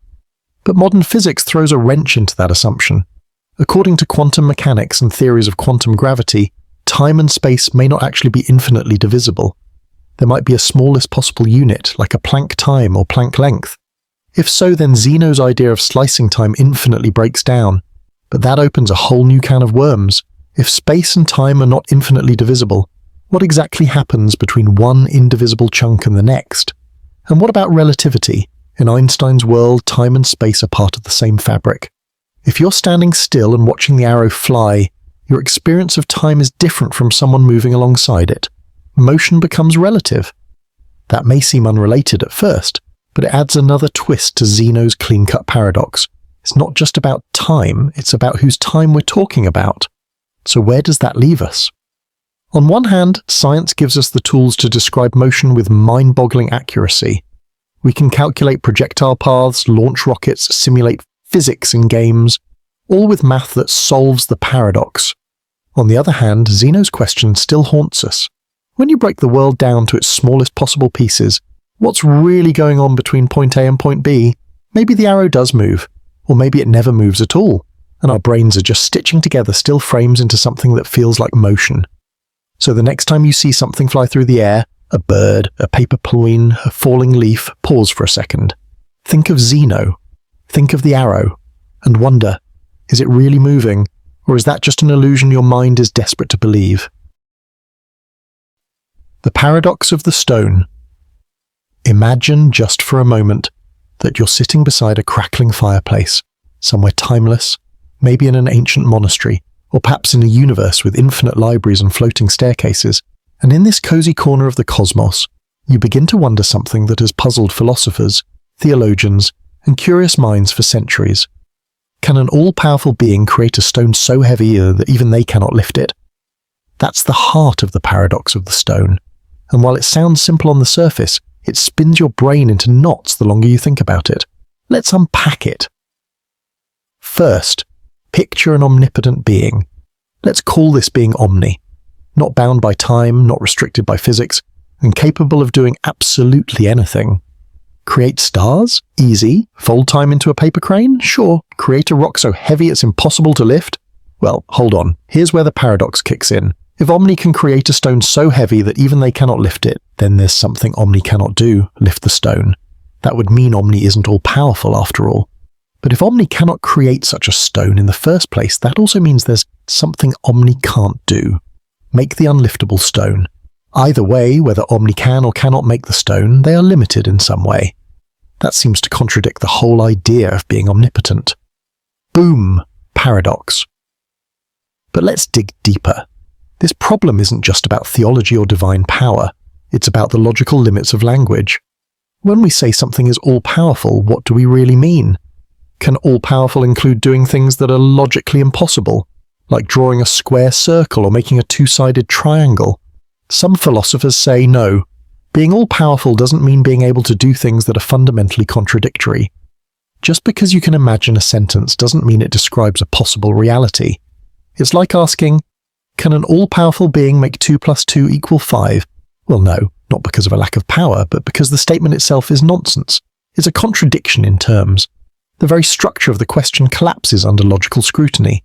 So maybe the question, can an omnipotent being create a rock so heavy it cannot lift it, is just as meaningless as, can you make a colourless red square? It sounds clever, but it doesn't actually describe anything real. Still, others argue this paradox reveals a fundamental problem with the idea of omnipotence itself. If being all-powerful logically cancels itself out when stretched too far, is true omnipotence even possible?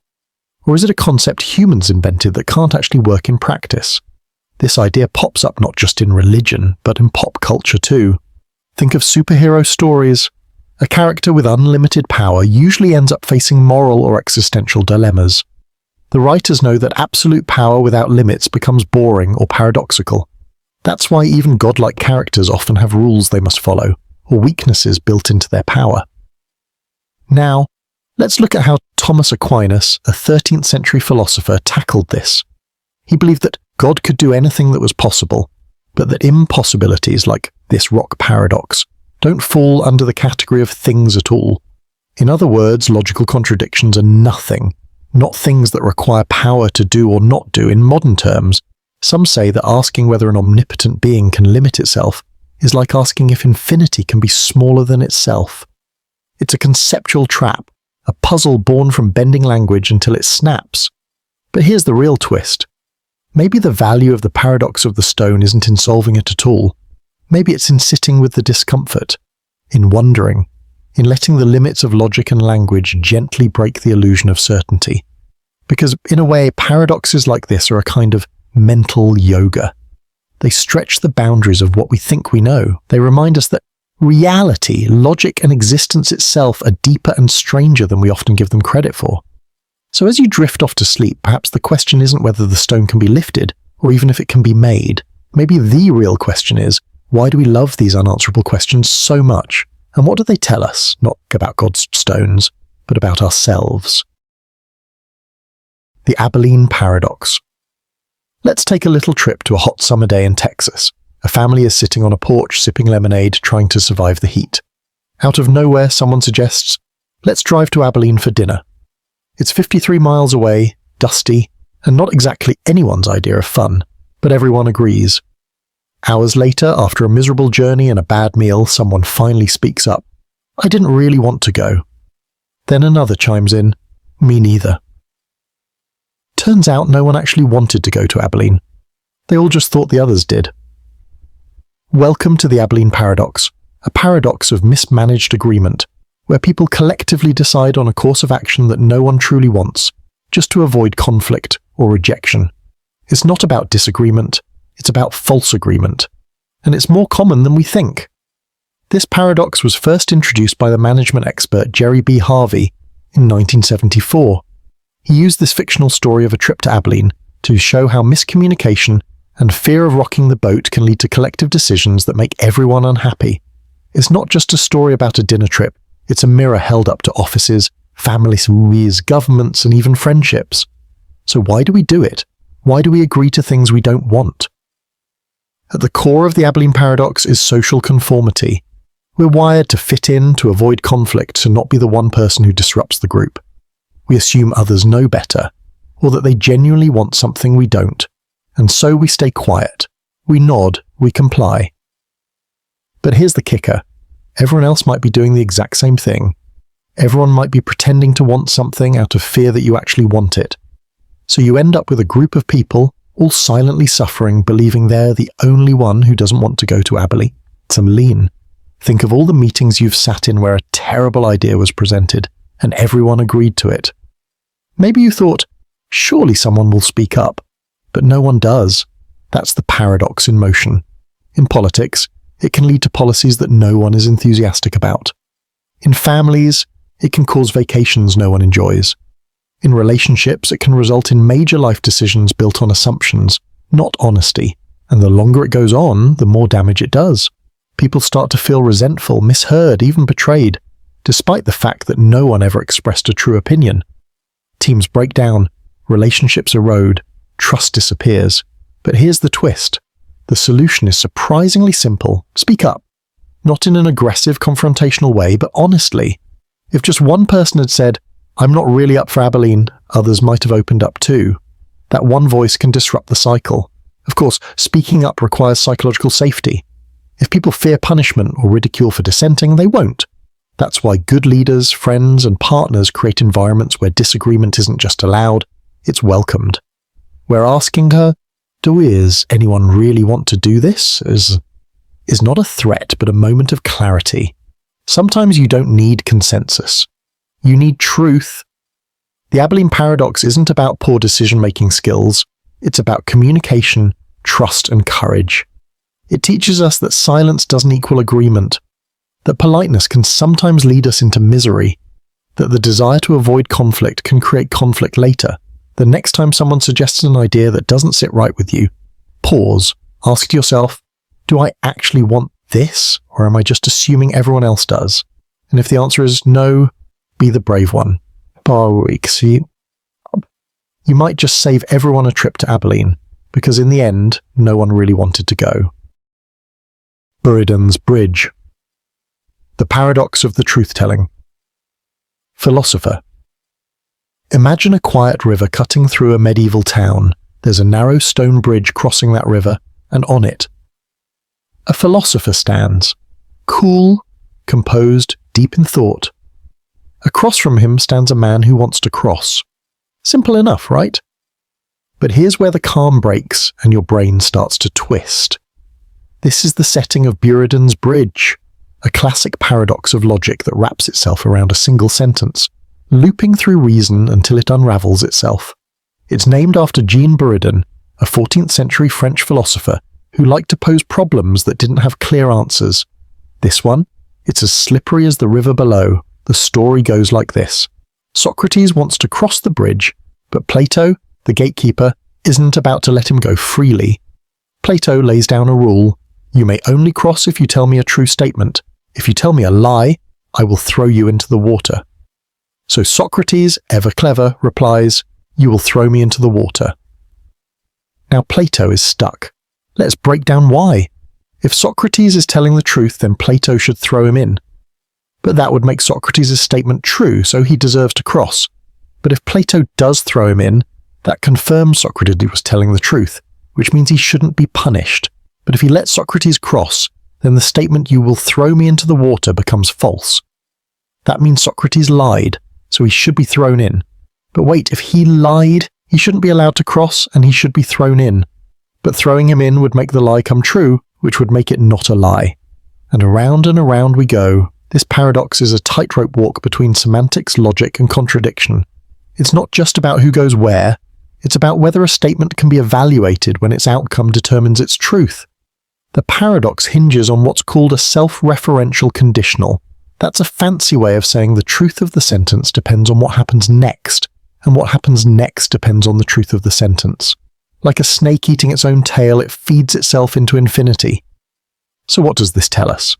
For one, it reveals how deeply human concepts like fairness, punishment, and honesty can get tangled in language. We think in straight lines, but logic often moves in loops. Buridan's Bridge also exposes the limitations of binary truth, true or false.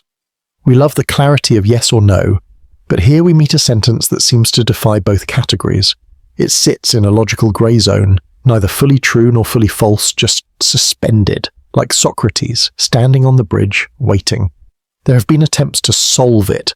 Some suggest introducing a third value, neither true nor false. Others argue the sentence is meaningless or self-defeating and shouldn't be judged at all. But every solution brings more questions than answers. It's not just a trick of words, it's a mirror held up to the rules we use to make sense of the world. The paradox shows us that logic, something we rely on to understand cause and effect, can sometimes lead us into places where cause and effect blur. And here's the most brain-bending part. This isn't just a thought experiment. Buridan's Bridge echoes in modern fields like computer science, legal theory, and even artificial intelligence. If a system is built to act only on true information, what happens when it receives a sentence like Socrates? Can a machine reason through contradiction? Can a courtroom? Can we? As you drift off to sleep tonight, think of Socrates, still waiting on that bridge. Think of Plato caught between reason and paradox. Think of the sentences we speak and the truths we live by, and how sometimes even the simplest rule can bend reality into a knot. Sleep tight, but be careful where you cross. The card paradox. Also known as Jourdain's paradox or the postcard paradox. Imagine holding a small card in your hand, like a simple postcard. On one side, there's a handwritten sentence. It says, "The statement on the other side of this card is true." You turn the card over. The other side reads, "The statement on the other side of this card is false."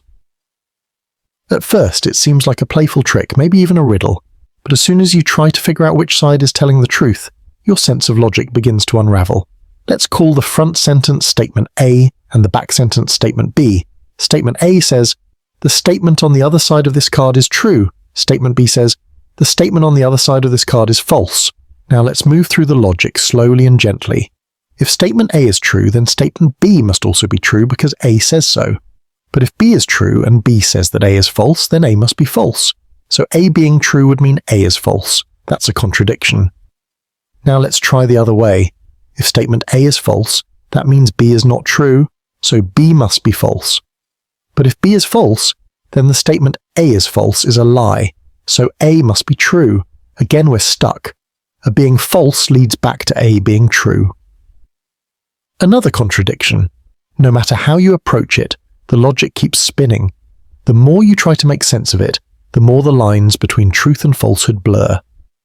What's fascinating here is that neither sentence refers to itself, but they refer to each other. It's a loop, a circle, not a mirror. And yet, it creates the same kind of paradox as the classic liar's puzzle. This sentence is false. This version of the paradox is often credited to philosopher Philip Jourdain, who wrote it down in the early 1900s. It's simple, elegant, and endlessly confusing. Why it matters. The card paradox shows us something surprising. Even in the precise world of logic, things can fall apart. We often think every sentence must be either true or false. But this paradox refuses to play by those rules. It teaches us that logic, like language, can loop back on itself. If we allow ideas to reference each other in just the right way, even indirectly, we might end up with a system that can't decide what's true at all. In philosophy, this is a warning about the limits of binary thinking. In mathematics and logic, it helps guide how rules are built to avoid contradictions like this. A gentle thought. But don't worry, this paradox doesn't need to be solved, not tonight. Instead, imagine it as a kind of soft, circular rhythm, like waves coming in and out, or a feather slowly turning in the air. It doesn't have to land, it doesn't have to end, it just is. A perfect little loop spinning quietly in the background of your thoughts. So if you're lying in bed and your mind is still busy, let this paradox drift gently through your imagination. Let it spiral without stress. Not every mystery needs an answer. Some are here to remind us how beautifully strange thinking can be. Sleep well. The Epimenides paradox, when truth destroys itself. Imagine you're lying in bed, eyes closed, ready to drift off. The room is silent. But your brain? Not quite, because now we enter a loop you can't think your way out of. Let's meet Epimenides, a philosopher from ancient Crete. He probably didn't expect his offhand comment to echo through history. He once said something very simple. All Cretans are liars. Simple, right? But wait, Epimenides himself was a Cretan. Now hold on. If what he said is true, that all Cretans lie, then he, being a Cretan, must also be lying. But if he's lying, then the statement all Cretans are liars must be false, which would mean some Cretans tell the truth. But that would mean he might be telling the truth. And if he's telling the truth, then all Cretans are liars. And if all Cretans are liars, and he is one, then he's lying, which makes the statement false. Do you see what just happened? We've stepped into a self-eating paradox. The moment you try to accept the statement as true, it flips on itself. If it's false, it becomes true. If it's true, it becomes false. It's like trying to stand on a floor that disappears every time you touch it. Welcome to the Epimenides paradox. Now let's take this a step deeper. This paradox belongs to a family known as self-referential paradoxes, statements that talk about themselves. Like saying, this statement is false. Think about it. If that sentence is true, then what it says must be accurate, meaning it is false. But if it's false, then what it says isn't true, which would mean the statement is true. And around we go, the logic spirals collapsing under its own weight. This might sound like mental gymnastics, and it is, but it's not just a philosophical riddle to make bedtime more fun. These kinds of paradoxes have actually shaken the very foundations of logic, math, and computer science. In the 20th century, a man named Bertrand Russell encountered a similar issue when he was trying to formalize mathematics. Imagine a set of all sets that don't contain themselves. If that set does contain itself, then it shouldn't. But if it doesn't, then it should. Sound familiar? It's the same trap Epimenides laid thousands of years earlier. These paradoxes don't just tickle the brain, they expose the limits of language, logic, and even truth itself. Now, some philosophers try to fix it. One way is by introducing levels of language. Epimenides is speaking at one level and making a claim about another. Maybe his sentence is about the general behavior of Cretans, not a logical statement about truth. That way he avoids contradicting himself. But here's the twist. Even with clever pairs, the core puzzle still stirs something in us. Why? Because it reflects a deeper discomfort, the idea that not everything fits neatly into categories of true or false. Not every problem has an answer. Not every loop can be escaped. So as you lie there, trying to fall asleep, consider this. If I tell you everything I say from now on will be a lie, then whatever I say next, is it false or true or both? Your brain might squirm. That's okay, let it. Because paradoxes like Epimenides don't just confuse us, they expand us. They challenge our comfort with certainty, and they remind us that even the simplest words can trap infinite loops inside them. Sleep tight. Try not to think about it too much. The paradox of fiction. Picture this. You're watching a movie. The hero's in danger. Your heart races. You're holding your breath. You know it's not real, but your emotions aren't playing along. Why? Welcome to the paradox of fiction. It's a weird puzzle of the mind, one that sits quietly in the background every time you read a novel, watch a movie, or tear up during a tragic scene in your favorite show. Why do we care about things we know are made up? That's the essence of the paradox. Here's the setup. For emotions like fear, sadness, or happiness to be triggered, we usually need to believe that the thing causing them is real. If a tiger is running at you, your fear makes sense. If your friend is crying, your sadness is justified. But if a character in a book dies and you find yourself sobbing, well, that's where logic takes a back seat. You know the character isn't real.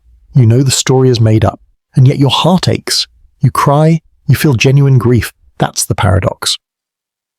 Philosophers break this down into 3 parts. First, we often have genuine emotional responses to fictional characters, situations, and events. That's just true. People cry in theatres, cheer during finales, and get genuinely spooked during ghost stories. Second, in order for us to feel those real emotions, we have to believe the situations that provoke them are real. Third, we also know clearly and without a doubt that the situations in fiction are not real. So how can all 3 of these things be true at once? It doesn't add up. If emotions require belief in reality, and we don't believe fiction's real, then how are we emotionally affected by it? Let's look at a classic example. Imagine you're reading a story about a little girl who loses her dog. You read her heartbreak, you picture her tears, and before you know it, you're sad too, but there's no girl, no dog, no loss. So what's happening? Some thinkers propose a solution called the psychological illusion theory. According to this, even though we know fiction isn't real, our emotional minds temporarily treat it as if it is. It's like a dream. Part of your brain knows it's made up, but the other part, it doesn't care. It reacts anyway. Others go further. They say the emotions we feel during fiction aren't real emotions at all. Instead, they're something called quasi-emotions, like shadows of emotions. You're not truly afraid of the monster on screen, they argue. You're pretend afraid or imaginatively engaged. But then again, does your body know the difference when your heart is pounding and your palms are sweating? Then there's a simpler view. Maybe the emotions you feel during fiction are real, but instead of believing in the reality of the events, you just believe in the idea. You believe in the story, in the possibilities it represents, and in the meaning behind the scenes. You don't need it to be real to feel something, you just need it to matter to you, and maybe that's the key. Fiction helps us connect to emotions in a safe, controlled way. It gives us a space to explore loss, joy, fear, and hope, without consequences. We might cry during a movie not because we believe in the characters as real people, but because the story taps into something inside us, a memory, a fear, a longing. And so maybe the paradox of fiction isn't a flaw in logic. Maybe it's a window into what it means to be human. We are meaning-making creatures. We feel things deeply, even when we know they aren't real, because sometimes the idea of something is powerful enough. When we watch a tragic ending, we aren't crying because we were tricked into believing it was real. We cry because we understand the pain it shows us. It mirrors something in our own lives. It invites us to feel with others, even if those others exist only in ink or pixels. So maybe fiction's power isn't paradoxical at all. Maybe it's just the magic of empathy, the beauty of an imagination, the quiet truth that stories, real or not, can change us. And with that, your brain might be a little twisted, but your heart might feel just a little more full. Moore's paradox. Imagine if someone looked you in the eye and said, "It's raining, but I don't believe that it is." You'd probably stare at them in total confusion, right? That sentence, and the strange mental acrobatics it performs, is what makes up Moore's paradox, a brain-bending puzzle named after British philosopher G.E. Moore. Let's break it down. The statement, "It's raining but I don't believe it is," isn't technically a contradiction. Grammatically, everything checks out. Logically too, you can imagine a scenario where it is raining outside and someone just doesn't believe it for some reason. Maybe they're inside a room with no windows. Maybe their weather app said it'd be sunny all day. So the sentence might be factually accurate, but still, there's something off about it, right? That weirdness is the heart of Moore's paradox. This paradox comes in two flavors. The first is the one we've already mentioned, asserting a proposition, then claiming not to believe it. For example, the train is late, but I don't believe it's late. The sound version is, it's raining, but I believe it isn't. Now that version actually is a contradiction because it pits your belief directly against the truth of the statement. But it's the first version that Moore focused on because it's not a contradiction, but still feels absolutely absurd. So what's the big deal? Moore was trying to point out a unique kind of disconnect between language and belief. Normally, when you assert something like the sky is blue, you're implying that you believe it to be true. That's just how communication works. When you make a statement, you're not just reporting a fact, you're also staking a claim that you believe in that fact. So when someone says, "It's raining, but I don't believe it's raining," they're sending mixed signals. They're making a claim as if they believe it, while also telling you they don't. It's not illogical, it's irrational. There's no contradiction in the formal structure of the sentence, but there's a contradiction in the act of saying it. And here's where it gets even more fascinating. Moore's paradox doesn't just expose a flaw in human communication. It dives deep into the relationship between our thoughts and our expressions. Imagine writing in your journal, "Today is my birthday, but I don't believe it is." You're not lying. You're not trying to deceive anyone. You're just reporting something you know, and simultaneously admitting disbelief. It's like your brain is split in two. Now let's take this a step further, into philosophy of mind. Some thinkers have pointed out that Moore's paradox exposes a deep problem with self-knowledge. If you can state a fact but not believe it, how do you know what you believe? Can you trust your own mind? Or are we just machines throwing around statements we don't fully grasp? The paradox forces us to confront uncomfortable questions about the link between belief, speech, and self-awareness. There's also a practical side to all this. Think about people who struggle with cognitive dissonance. They might say something like, "I know smoking is harmful, but I don't believe I'll get sick," or "I know she's not coming back, but I still believe she will." Are these Moorean sentences too? In a way, yes. They show the gap between intellectual knowledge and emotional belief. You can know something rationally, but emotionally refuse to believe it. Moore's paradox doesn't just live in philosophy books, it lives in our everyday struggles with accepting reality. And if you think about it long enough, you'll realize. We've all probably had Moorean moments. That time you double-checked the locked door even though you knew you locked it. Or when you repeated a fact aloud just to convince yourself you actually believed it. Moore's paradox isn't just a linguistic oddity, it's a mirror held up to the strange, contradictory nature of human consciousness. So next time you hear someone say, "I know it's true, but I don't believe it," don't just dismiss it as nonsense. You're witnessing the mind glitching out, grappling with conflicting layers of truth and belief. And that's the real paradox. Quine's paradox. Let's talk about something that feels like a little magic trick made of words. Quine's paradox. At first, it looks like a strange sentence, but when you really think about it, your brain might pause, twist, and then quietly ask for a reboot. So get comfortable, close your eyes if you want, and follow this weird little path into the world of self-reference, logic, and language. Quine's paradox isn't a riddle about time travel or turtles running in circles. It's about language itself. Specifically, what happens when language tries to talk about itself. Here's the sentence that starts it all. Yields falsehood when preceded by its quotation yields falsehood when preceded by its quotation. Yeah, that's the whole sentence. It looks confusing because it is, but let's slow down. There's a phrase here. Yields falsehood when preceded by its quotation. On its own, that's just a weird chunk of text. But the sentence tells you to do something very specific. Put its own quotation right before it. So if you follow that instruction, it turns into this full sentence. Yields falsehood when preceded by its quotation, yields falsehood when preceded by its quotation. It's now talking about itself, literally. It's a sentence that's making a claim about itself, and that's where the paradox begins. So, is this sentence true or false? Let's test both options. If it's true, then what it says must be right, which means quoting it in front of itself makes the whole thing false. But wait, you did quote it, and now it's saying it's false.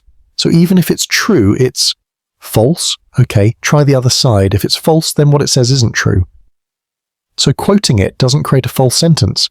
That means the sentence must be true, and boom, your brain flips. That's the heart of Quine's paradox. It's a loop, a perfect logical knot, a sentence that crashes into itself. This isn't just wordplay.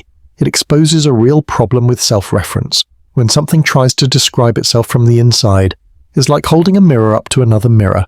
The reflection never ends, and suddenly, there's no solid ground to stand on. Why does this matter? Because in math, logic, and even programming, self-reference can break systems if it's not carefully handled. Recursive code, self-modifying AI, logical proofs, they all flirt with this edge.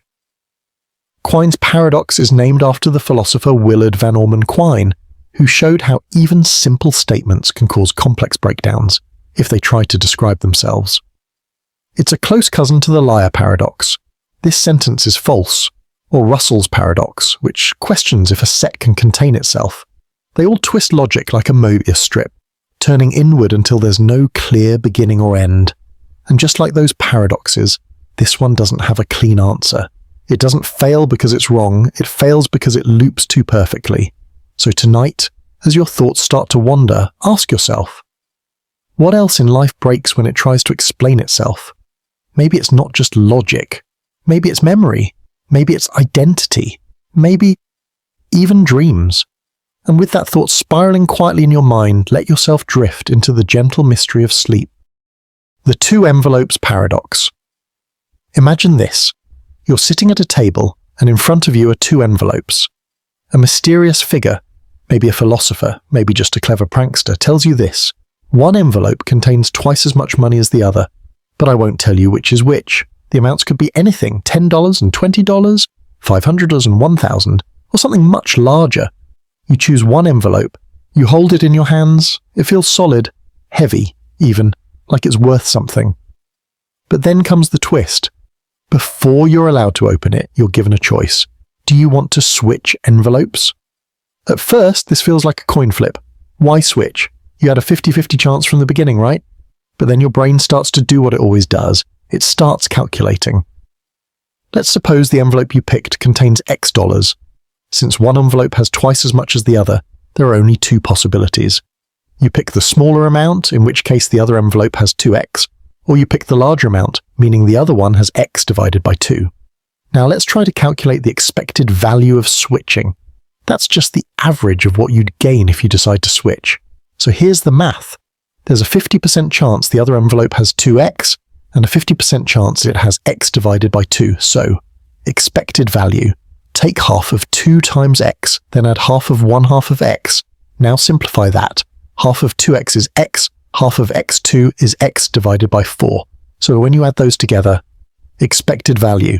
If you take a number x and add 1/4 of x to it, you get 1.25x. This suggests that on average, switching would give you 25% more than what you're holding. That sounds kind of amazing. Shouldn't you always switch then? But here's the strange part. You haven't even opened the envelope yet. You don't actually know what x is. Could be $5, could be $4,000, doesn't matter. The logic says the same thing every time. Switching is better, which leads to a paradox, because once you've switched, now you're holding a different envelope. Let's call its amount y. And guess what? The exact same logic tells you to switch again. So you switch back, then switch again, and again, and again. You end up caught in a loop, endlessly switching in envelopes, chasing a 25% gain that never really appears. So what's going on here? Why does the math say one thing, but your common sense says another? The answer lies in the assumptions we made. In that formula, where we calculated the expected value, we treated the value inside your envelope as x, a specific known amount. But at the same time, we also acted like x could be either the smaller or larger value. That creates a contradiction. We're treating x as if it's both fixed and unknown at the same time. That's the flaw.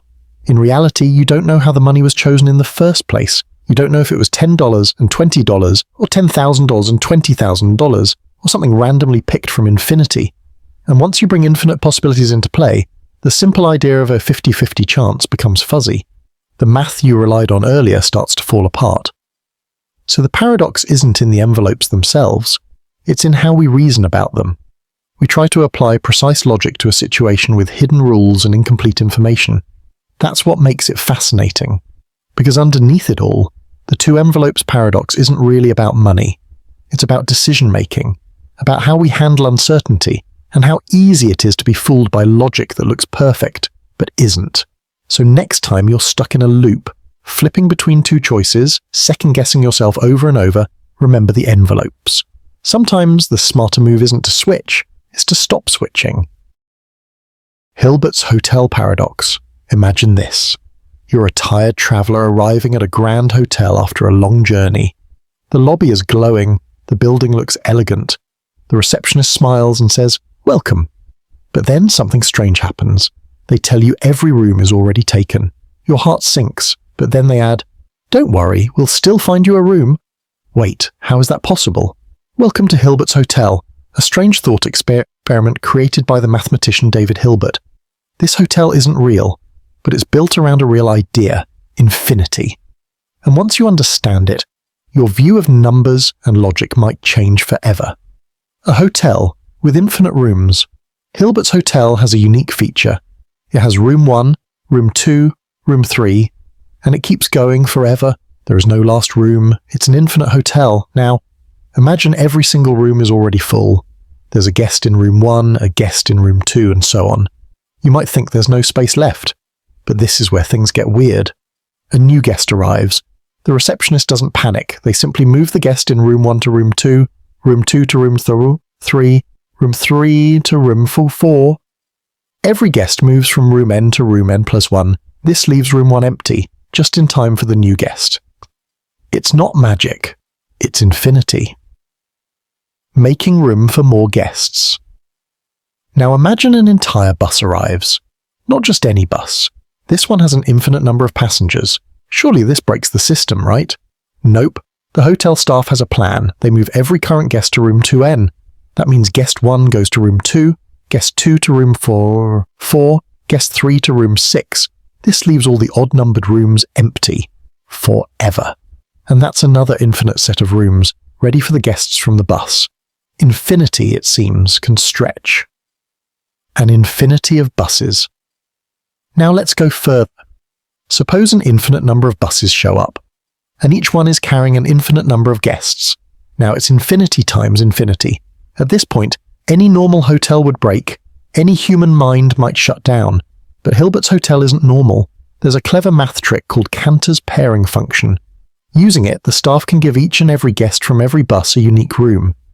Yes, it's really possible. That's the heart of the paradox. A hotel that's always full, yet always has room for more. Why does this matter? Hilbert's Hotel isn't just a brain teaser.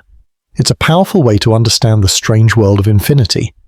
In math, there's a difference between countable infinity, like the natural numbers, and uncountable infinity like the real numbers. Hilbert's Hotel helps show how flexible countable infinity can be. It also reminds us that not all infinities are equal. Some are larger, some are stranger, and some can do things we never expected. Infinity in the real world. This paradox doesn't just live in math textbooks. It's also useful in physics and cosmology. Some scientists think the universe itself might be infinite. If that's true, then strange questions start to appear, like duplicates, infinite possibilities, and what space even means. Suddenly, Hilbert's Hotel doesn't feel so imaginary anymore. The hotel that never ends. Hilbert's Hotel is powerful because it challenges our common sense. In everyday life, when something is full, it's full. There's no more room. But infinity doesn't play by the same rules. In this hotel, full doesn't mean no more space. It just means you need a new strategy. So tonight, if your mind wanders before sleep, picture this. You're walking down the never-ending hallways of Hilbert's Hotel. Every room is taken, but there's always space for one more guest. Always. The paradox of inquiry, Menno's paradox. Let's say you're sitting quietly, eyes closed, drifting off to sleep, when suddenly a curious question creeps into your mind. How do we learn anything at all? Not what we learn or why we learn, but how. If you already know something, there's no need to search for it.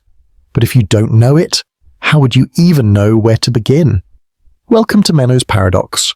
This puzzle was first posed by Plato in a dialogue between Socrates and a man named Meno. Meno wanted to understand the nature of virtue, what it is, how to define it. But as Socrates led him deeper into the questioning, Meno suddenly stopped and asked something that broke the whole process. How can you search for knowledge of something when you don't even know what it is? Think about it. If you know what you're looking for, then you're not really learning. It's more like remembering. But if you don't know what you're looking for, how do you recognize it when you find it? How do you even start the search? It's a tricky loop. You can't begin to search for something if you don't already have some idea of it. But if you already have an idea of it, then you don't really need to search. So are we stuck? Can learning only happen if we already know? It's like someone saying, go look for that thing you've never seen, never heard of, and wouldn't recognize if it stood in front of you. Meno's paradox messes with the very foundation of human understanding. It casts doubt on whether learning from a state of total ignorance is even possible. That's enough to twist your brain into knots. And yet, people clearly do learn. So how? Here's where Plato adds a twist of his own. Socrates responds to Meno's paradox with a bold idea. All learning is recollection. That is, the soul has seen all things in a previous life. When we learn something, we aren't discovering it for the first time, we're remembering it. In the dialogue, Socrates demonstrates this by guiding an uneducated slave boy to solve a geometry problem step by step just through questioning. The boy doesn't start out knowing the answer, but he recognizes the truth as it emerges. It's not brute memorization. It's the unfolding of something already within him.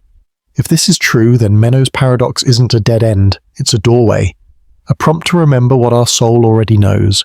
But not everyone buys the idea of past lives and immortal souls with infinite memory banks. Other thinkers have offered different takes. Some say that inquiry isn't binary, it's not just know or don't know. Instead, we often have partial knowledge. Maybe you don't know exactly what you're looking for, but you have a vague sense, a hunch, a feeling. And with each question you ask, the fog clears a little more. Like assembling a puzzle without the picture on the box, you don't start blind, just blurry. Others say that learning starts not with complete ignorance, but with curiosity. You might not know the answer, but you know what you're curious about. That curiosity acts like a compass, pointing you toward the right questions, and sometimes it's the questions that matter most. Imagine walking through a library with no titles on the books, no categories on the shelves. You wouldn't find much unless you had some clue what you were after.